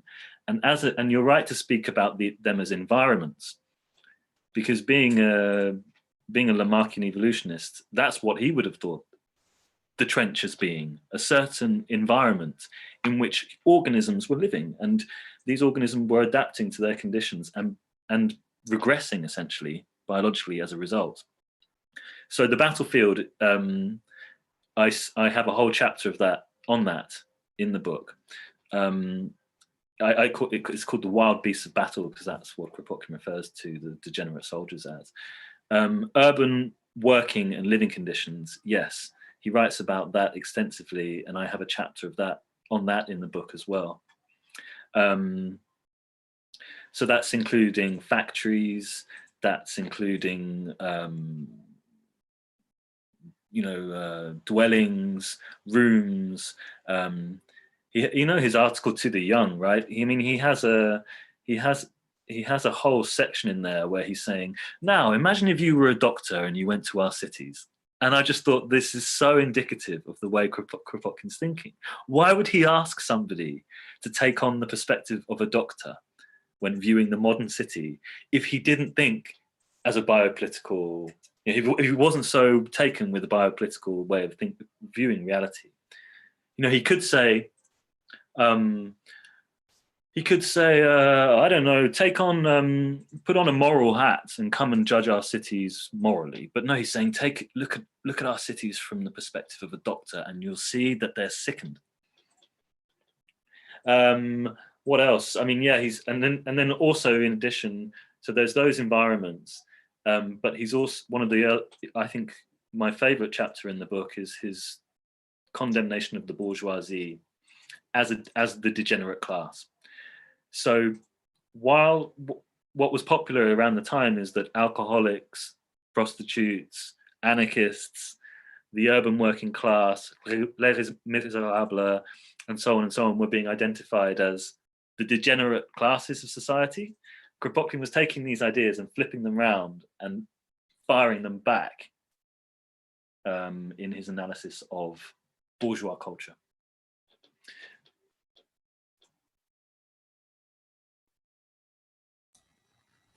Thank you very much. Next up, we have a question from Kristen.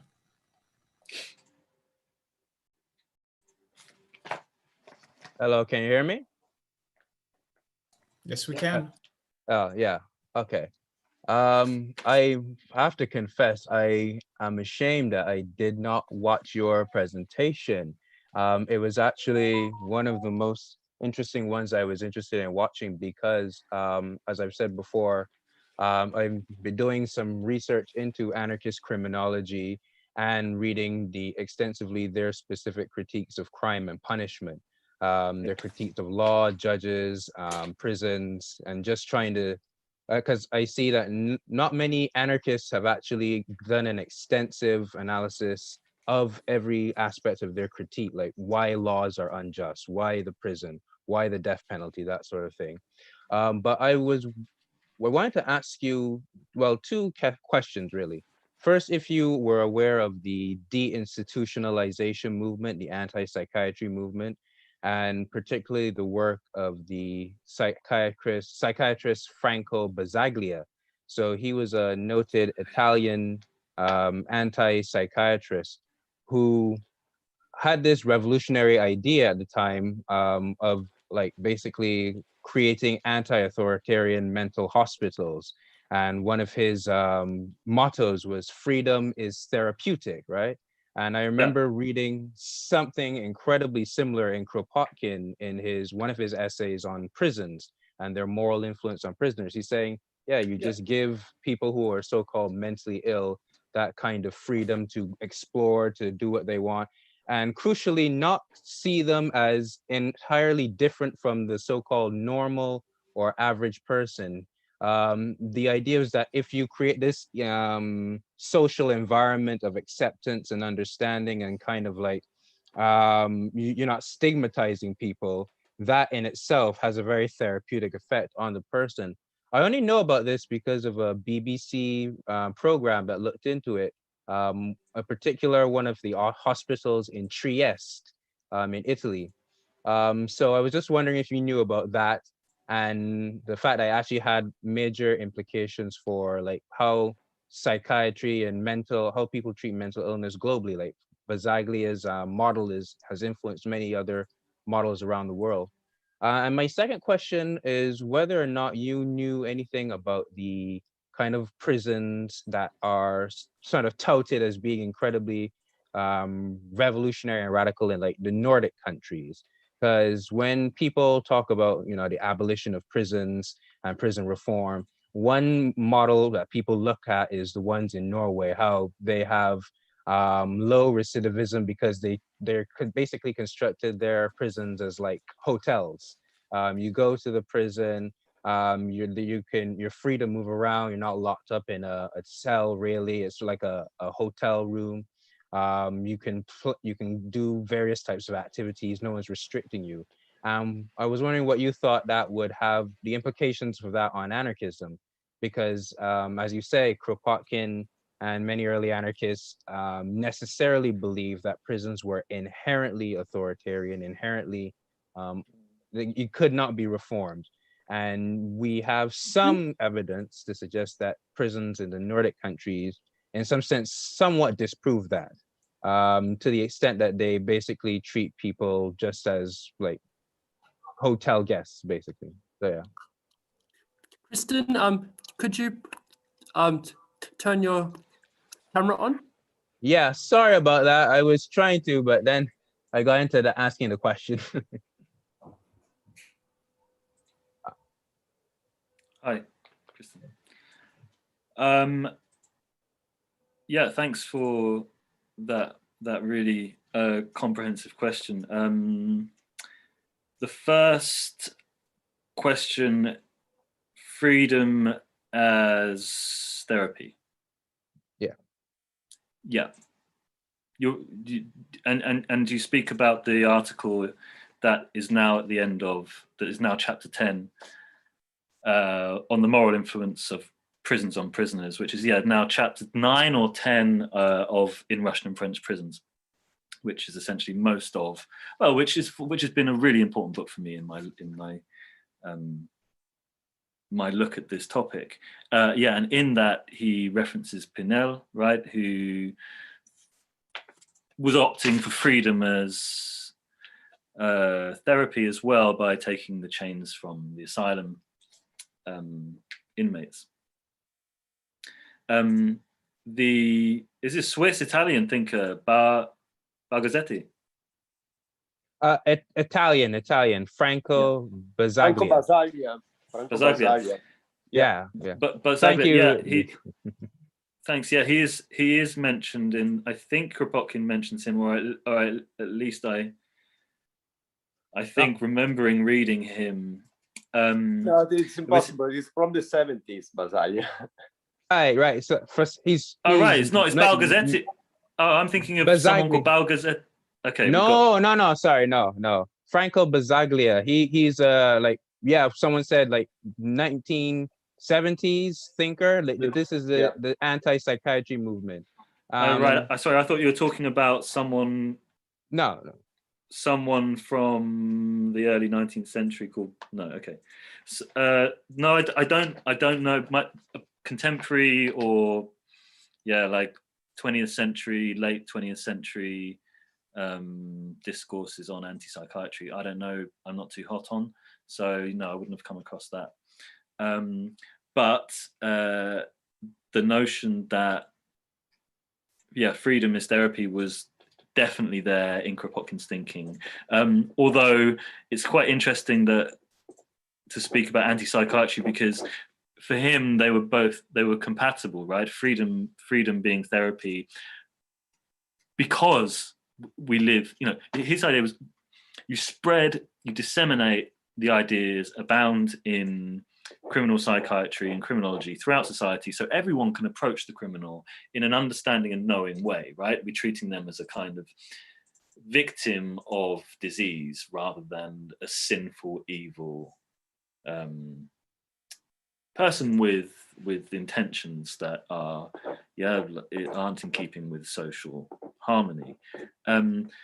So for Kropotkin, freedom as therapy, but only on the grounds that society is equipped epistemologically with the ideas abound in criminology at the time, because only then can they be treated and understood from a medical perspective.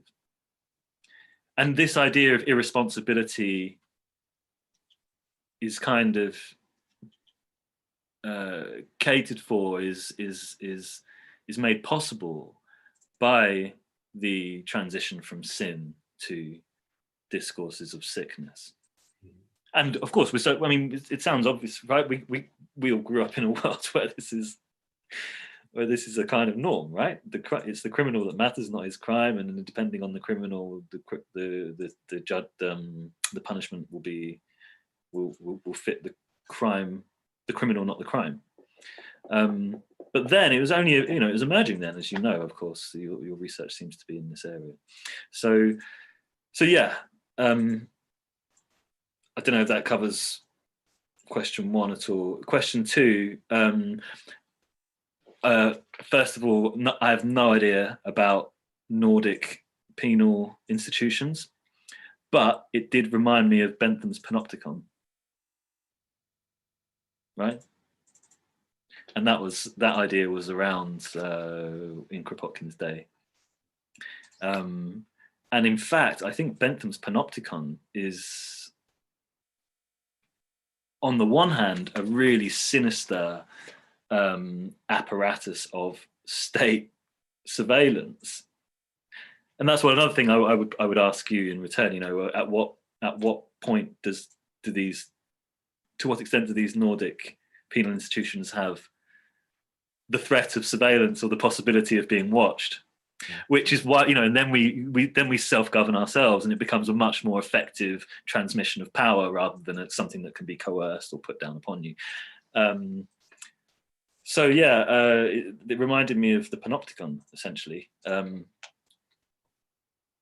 which isn't brutal, which doesn't hurt anyone, which doesn't bruise anyone's skin, which doesn't break anyone's bones, which involves no whips, no chains, no keys, no locks, but is arguably a far more sinister mechanism.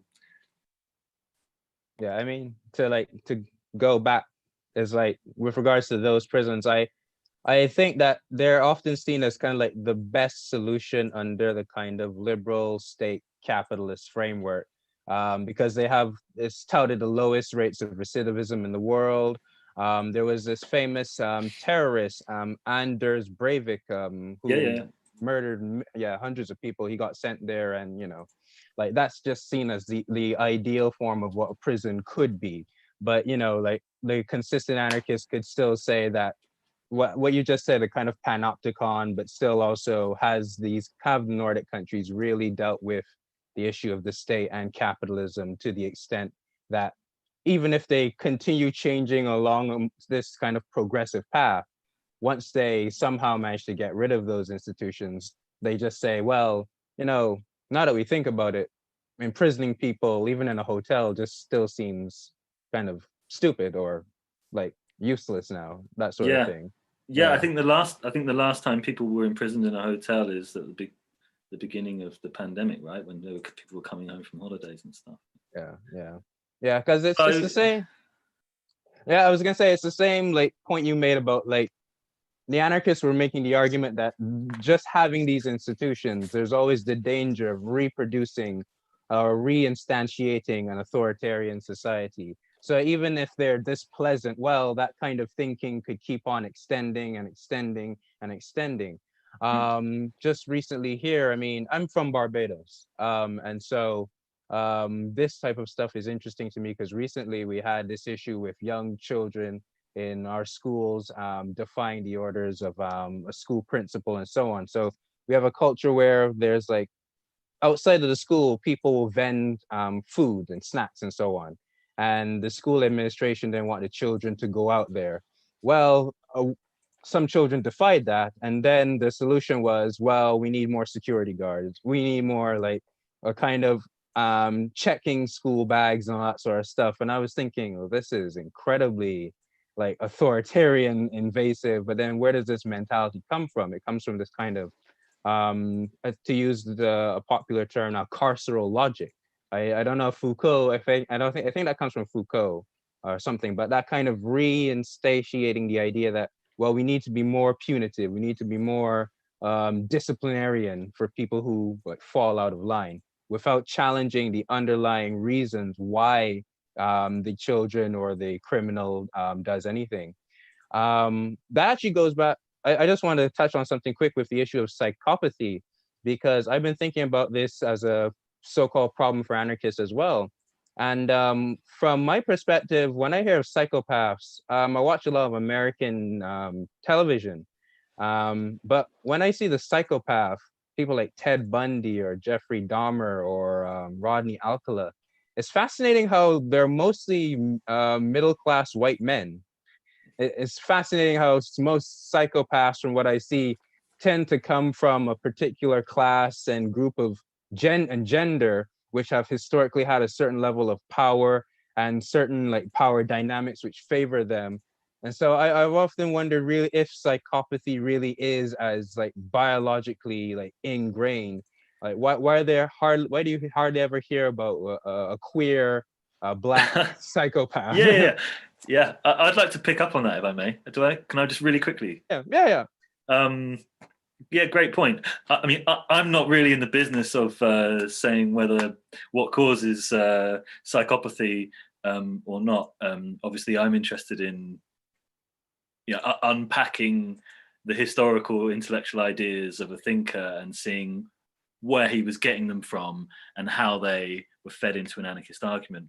But yeah, your point is interesting in that kind of portrayal, at least, of the psychopath. I mean, I wonder.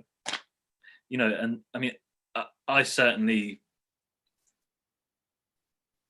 the ideas I outlined today were all Kropotkin's. There was none of me in there really, which is important to say, of course, when you're dealing with such sensitive topics as degeneracy, psychopathy, sexuality, madness, insanity, and so on, right? Everything, there was none of my opinions in that paper. My opinions were about where Kropotkin was getting these ideas from and how they came to interact with and support and give form to his anarchist critique of the state in the late 19th and early 20th century. I, of course, I'm interested in science as a historical, cultural, political idea that is heavily loaded. And I am less interested in whether or not Kropotkin practiced good, bad, rainbow science.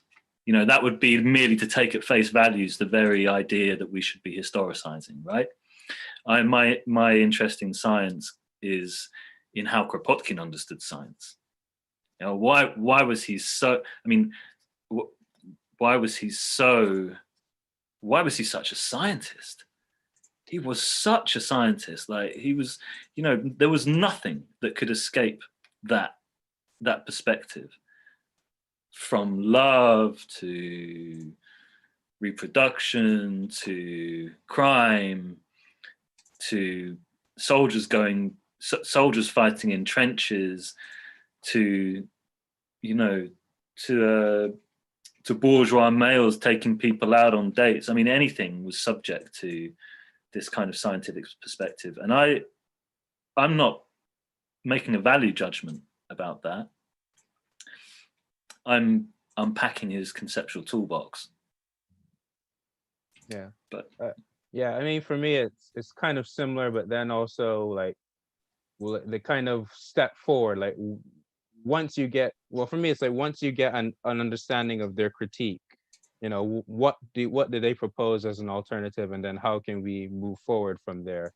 And it's sort of interesting how Kropotkin and them, they gave very detailed critiques of the system, but then when it came to solutions, they were kind of more or less somewhat evasive. My rationalization of it is that given the fact that they are positioned in particularly historically contingent situations, they couldn't offer some kind of blueprint. I mean, that's another part of their critique, like a general blueprint for how to solve all of these problems, which are idiosyncratic, which are basically individuals and their idiosyncratic needs. You can't create an entire system that kind of mechanizes and routinizes this kind of way of doing things.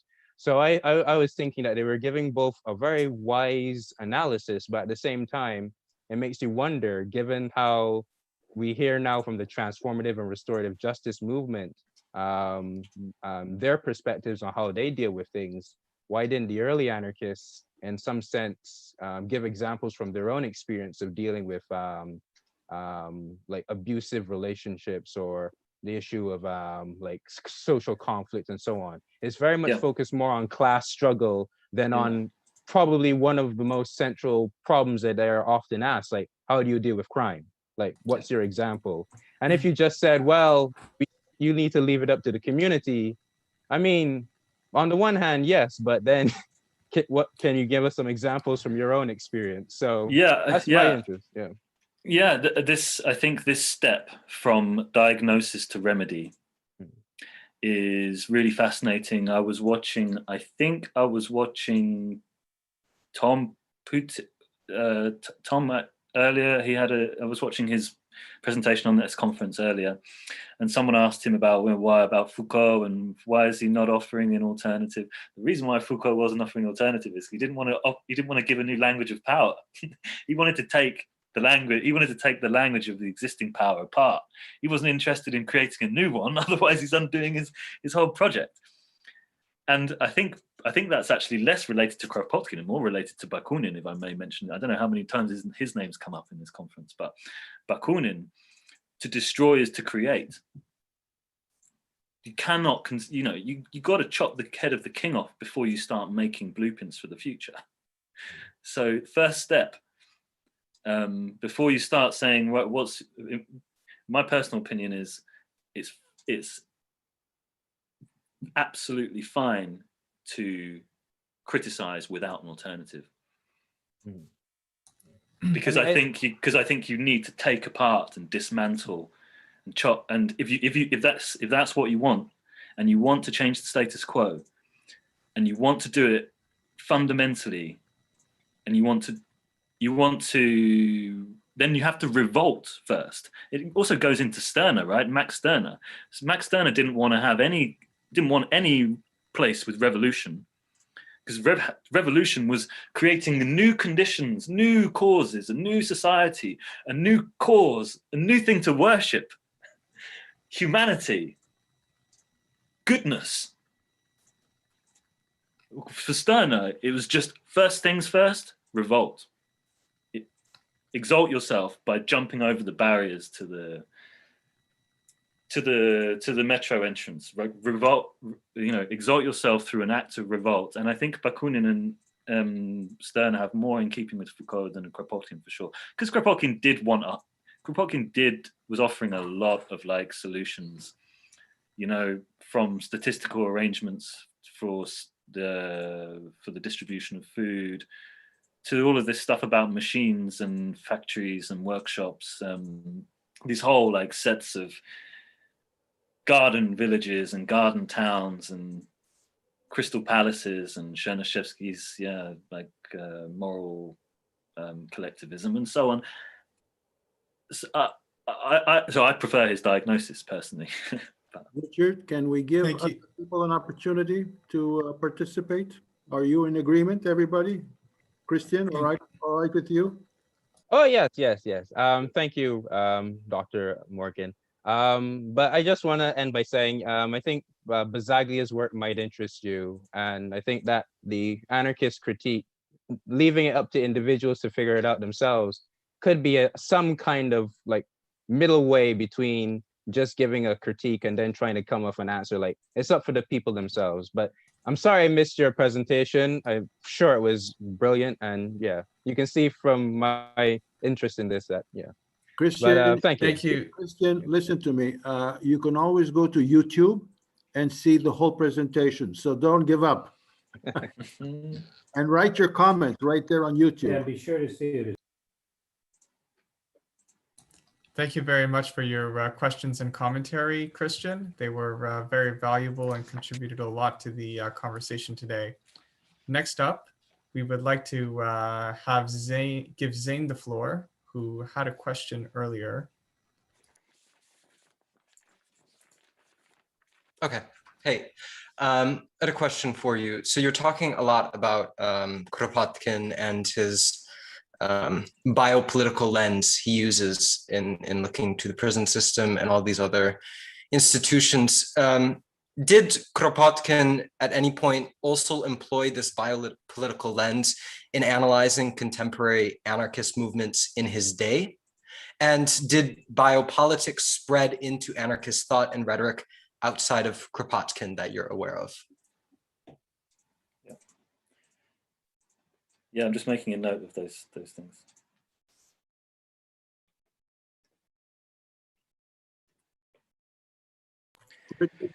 Okay.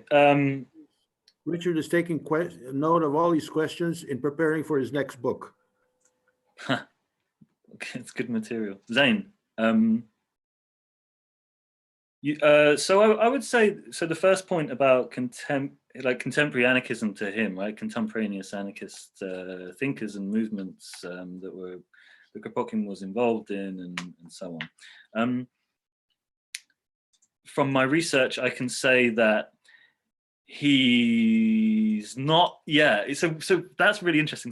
So anarchism was definitely under the microscope of contemporary criminology and criminal psychiatry, and anarchists were literally the bodies of anarchists were literally being studied, and so were their skulls, and so were their faces, and so on, in order to point to their particular criminal predisposition and therefore threat to contemporary society.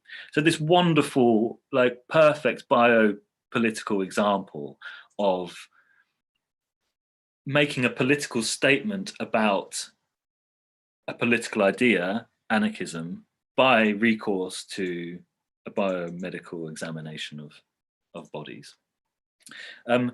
he does that with the bourgeoisie. Kropotkin's doing that with the bourgeoisie, but he doesn't do it to anarchists.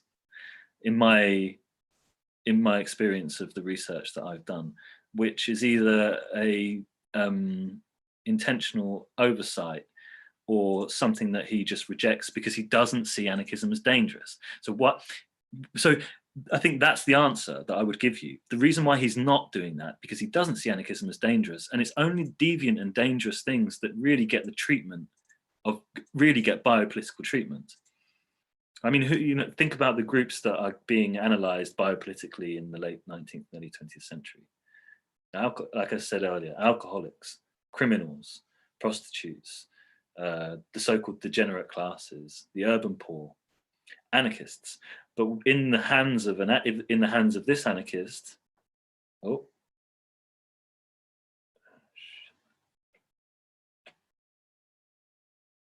hello.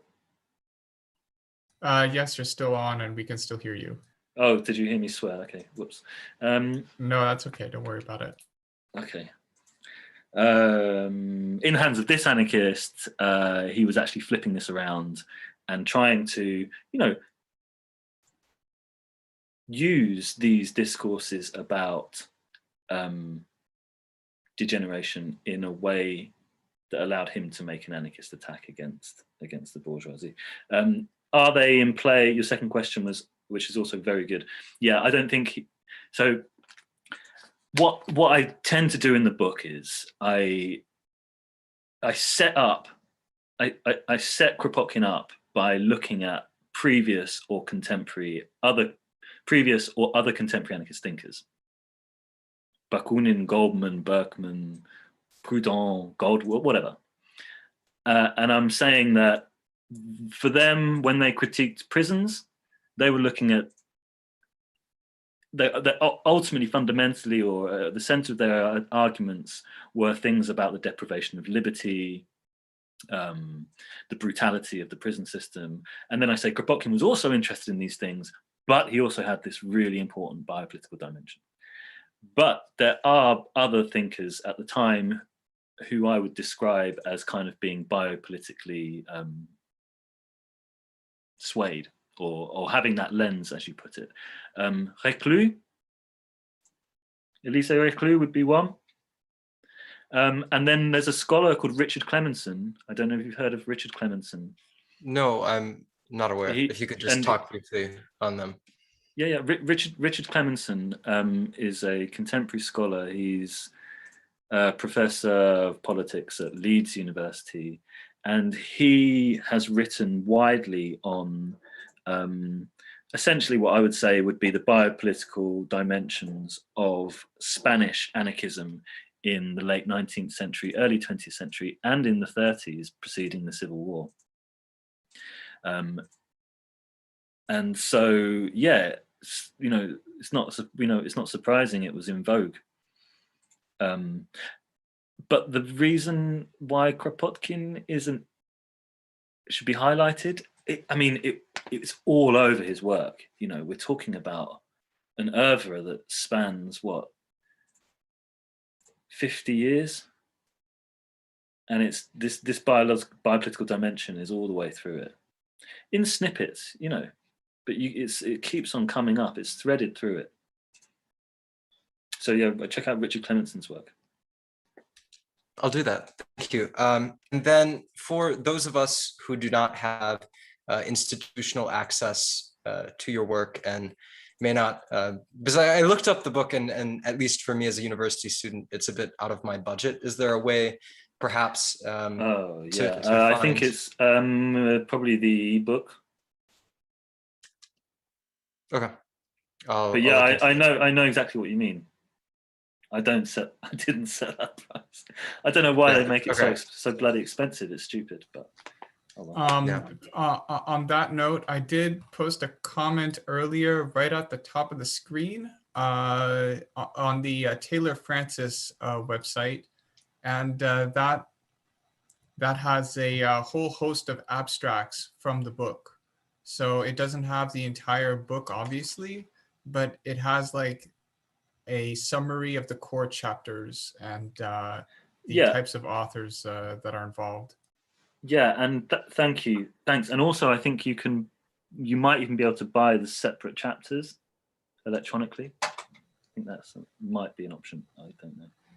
And remember that all of this information will still be stored probably forever on YouTube, on our YouTube thing, okay? Forever. Mark? If I could ask just one more quick question. So Charles, in his first question to you, Richard, referred to Kropotkin briefly as a biological materialist, and I found that term very interesting. Could you expand on this a little? I assume this is looking to historical materialism through the lens of biopolitics, or how would you characterize that? I would say that a biological materialist is just pointing at, I think Charles was pointing to the notion that, you know, all reality, mind, thoughts, dreams, hopes, aspirations, obviously, as well as bodies and what happens to them, are material. But the thing is, when Kropotkin is kind of presented as a biological materialist, it sort of sounds very reductive and it sounds very restrictive. And it sort of overlooks the fact that his biopolitical thinking relied on a notion of evolution that allowed for constant change. You know, for Kropotkin, the only truth about human nature is that there is no fixed human nature. Because if you believe in the possibility of acquired characteristics and adaptation, and if you believe in the fact that they can be passed down hereditarily across generations, so it's the environment as a determining factor, then depending on the environment, human beings can be anything. So humanity is characterized by an absence of a fixed humanity, we might say. And Charles just flashed onto the chat the book reference that you can find a more detailed answer, Zane, to. So let's move on now, can we? Yes, indeed. Thanks very much, Zane, for your questions and commentary.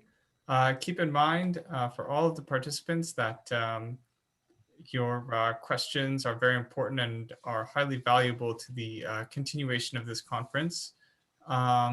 Next up, we have Bruce Wilson, who I will give the floor to.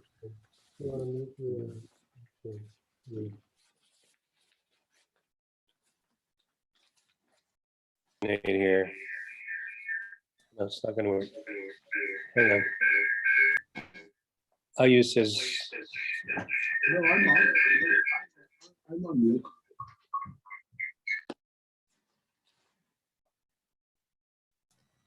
Okay, so Bruce Wilson was unmuted a little bit, but there was quite a significant amount of echo, so I don't know why, but maybe he's dealing with the audio issues. Now, in all of his travels in Siberia, Kropotkin, I'm sure, spent times with what he called the savages of the indigenous people. Now, did he observe their forms of justice, restorative justice, retributive justice, and how they dealt with their so-called criminals, which is very different than in our culture? And did that influence him in any way? Good question. So the text specifically speaking, the text specifically speaking in which there's material about Kropotkin's views on indigenous people from Siberia, to my knowledge, there's a lot in Memoirs of a Revolutionist.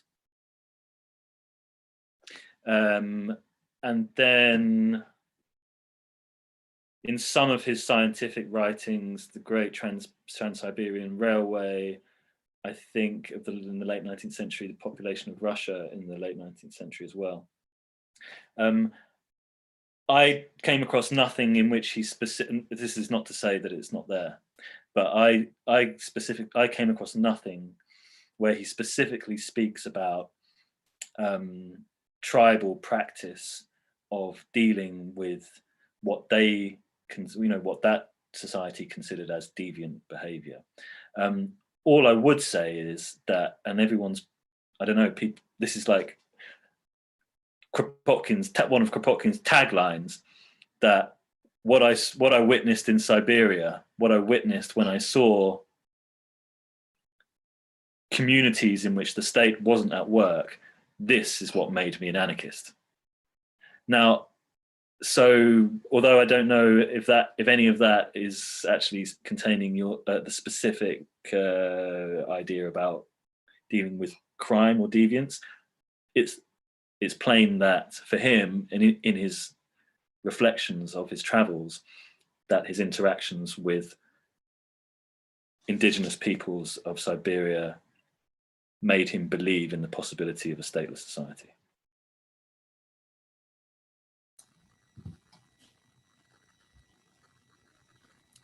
Bruce, your microphone is currently muted. Can you hear me now? Indeed. Just a quick comment. You know, of course, that some of the ideas of Lamarckism are coming back into inheritance through the field of epigenetics. Okay, so he was partially correct in a way that, you know, our nature is not written in the genes and held fast generation after generation, but there can be inheritance from one generation to the next, depending on the environment.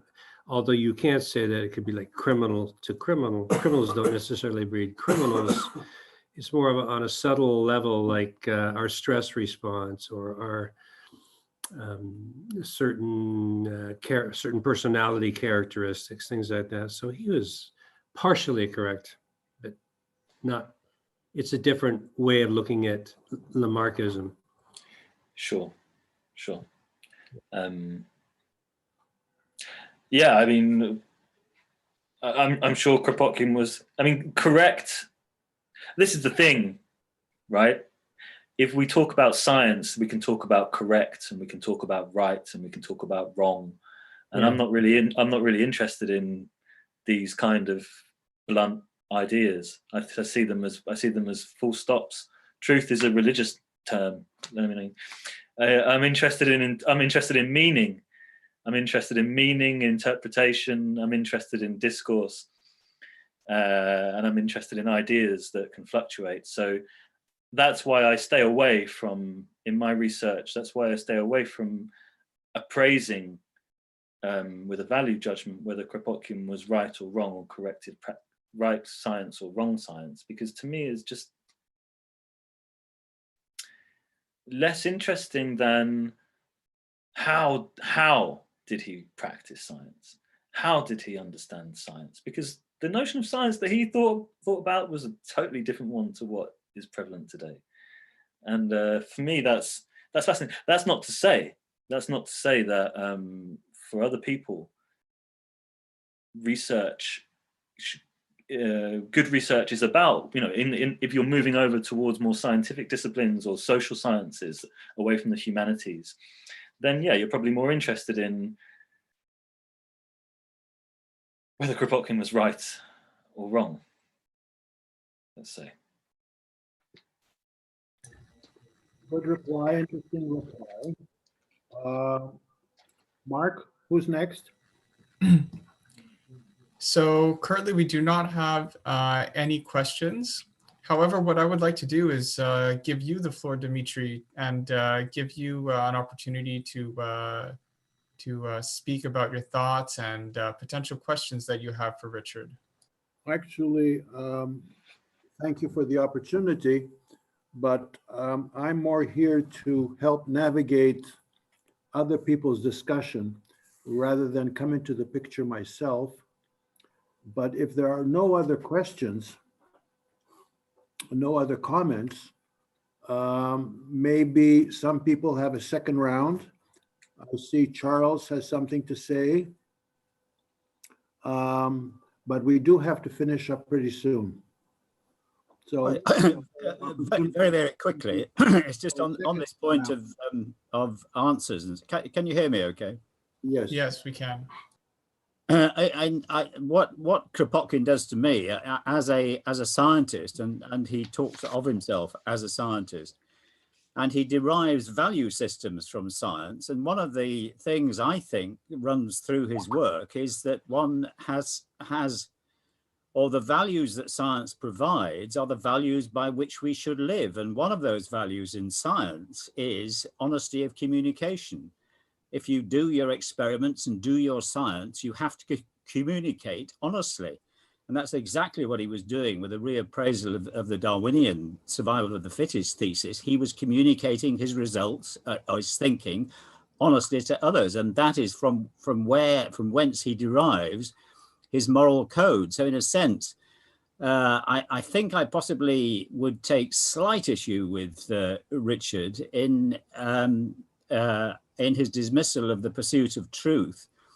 I think what Kropotkin is doing essentially is having at the kernel of his whole existence honest communication, and that is the highest value of all. And that from everything else follows, basically. So as I say, I think I take issue slightly with Richard and the business of it's all about discourse. No, it's not. It's all about honest communication. That was my brief point.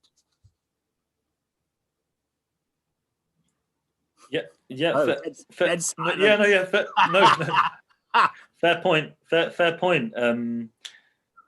It's for me, for me, it's about whatever gets you going. I mean, I could,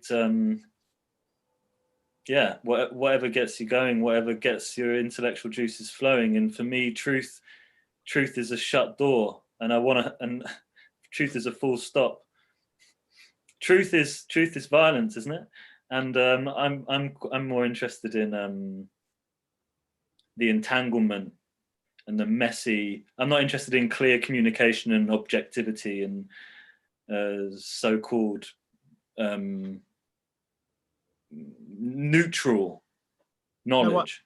I'm interested in sorry. All I'm saying really is that the truth, as I would define it, is or what truth is, or what you can replace truth by or redefine it as, is honest communication. And that is truth. Experiment, not experiment. Any other second round people? If not, Mark, anybody else wants to participate before I conclude? I actually had one final question that I would like to ask Richard Morgan, if possible. Earlier, we talked about the connection between the potential connection between Kropotkin and Foucault. My question falls upon similar lines. Are there any connections between Nietzsche's biopolitics and Kropotkin's? I honestly, I'm getting no bulbs going off in my head, no bells flying around in my mind regarding that. Do you have something that you could tell me about that? Yeah, definitely. I mean, I'm not arguing here that Nietzsche was an anarchist. Obviously, Nietzsche was more along the lines of expanding upon Machiavellian's beliefs.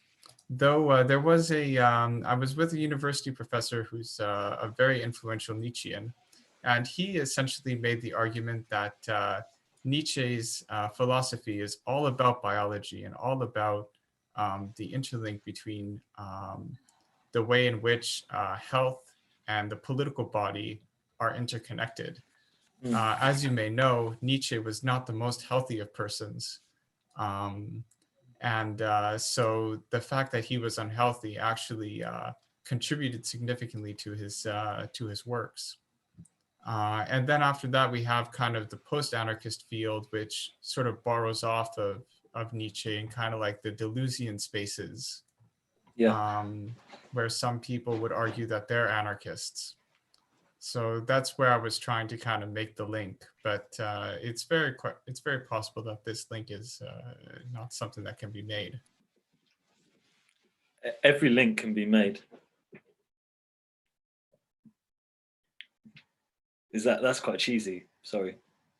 It's cheesy, but at the same time, I think there's a lot of weight to what you just said. No, I mean, if you want to push something in your research, right? You know, it's not as if it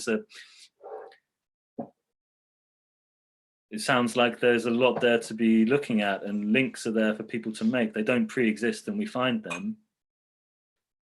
There's no pre-existing link between that we can dig up in the ground and find between Nietzsche and Kropotkin. You have to make it, so why not push it? Indeed. And with that, I think we will move on to Dmitry and his concluding remarks. Right. Well, I just want to say this has been a very interesting event along a series of a whole bunch of other interesting events. And I want to remind everybody that all of this is being recorded, has been recorded. All of it will be available on YouTube. And just to also talk about the Black Rose Books project, which is still unfolding, we have published all the books of Peter Kropotkin in English. We are the only publishers who have published, for example, Parole d'un Révolté, which only existed in French, but which has been translated into English for the first time. It's a unique book also in the many volumes of Kropotkin's work. And what is very interesting about this particular collection, because there are other editions of Mutual Aid and Fields, Factories, and Workshops, is that a very exceptional Kropotkin scholar and writer, a Canadian called George Woodcock, he was our editorial advisor throughout the whole of the publication of the Kropotkin series. And his wonderful contribution is every single Kropotkin book that we publish, he has a substantial introduction, a very insightful introduction. So acquiring this particular collection of the Kropotkin oeuvre is worthwhile in reviewing, reading, and digesting the commentary and the contextualization of each book by George Woodcock. And finally, I want to say to all of you a great thank you, a very warm thank you, and to Richard Morgan, lucid, on top of his subject matter, from the City of London. Thank you very, very much, Richard, and let us keep in touch. Thank you too, Dmitry.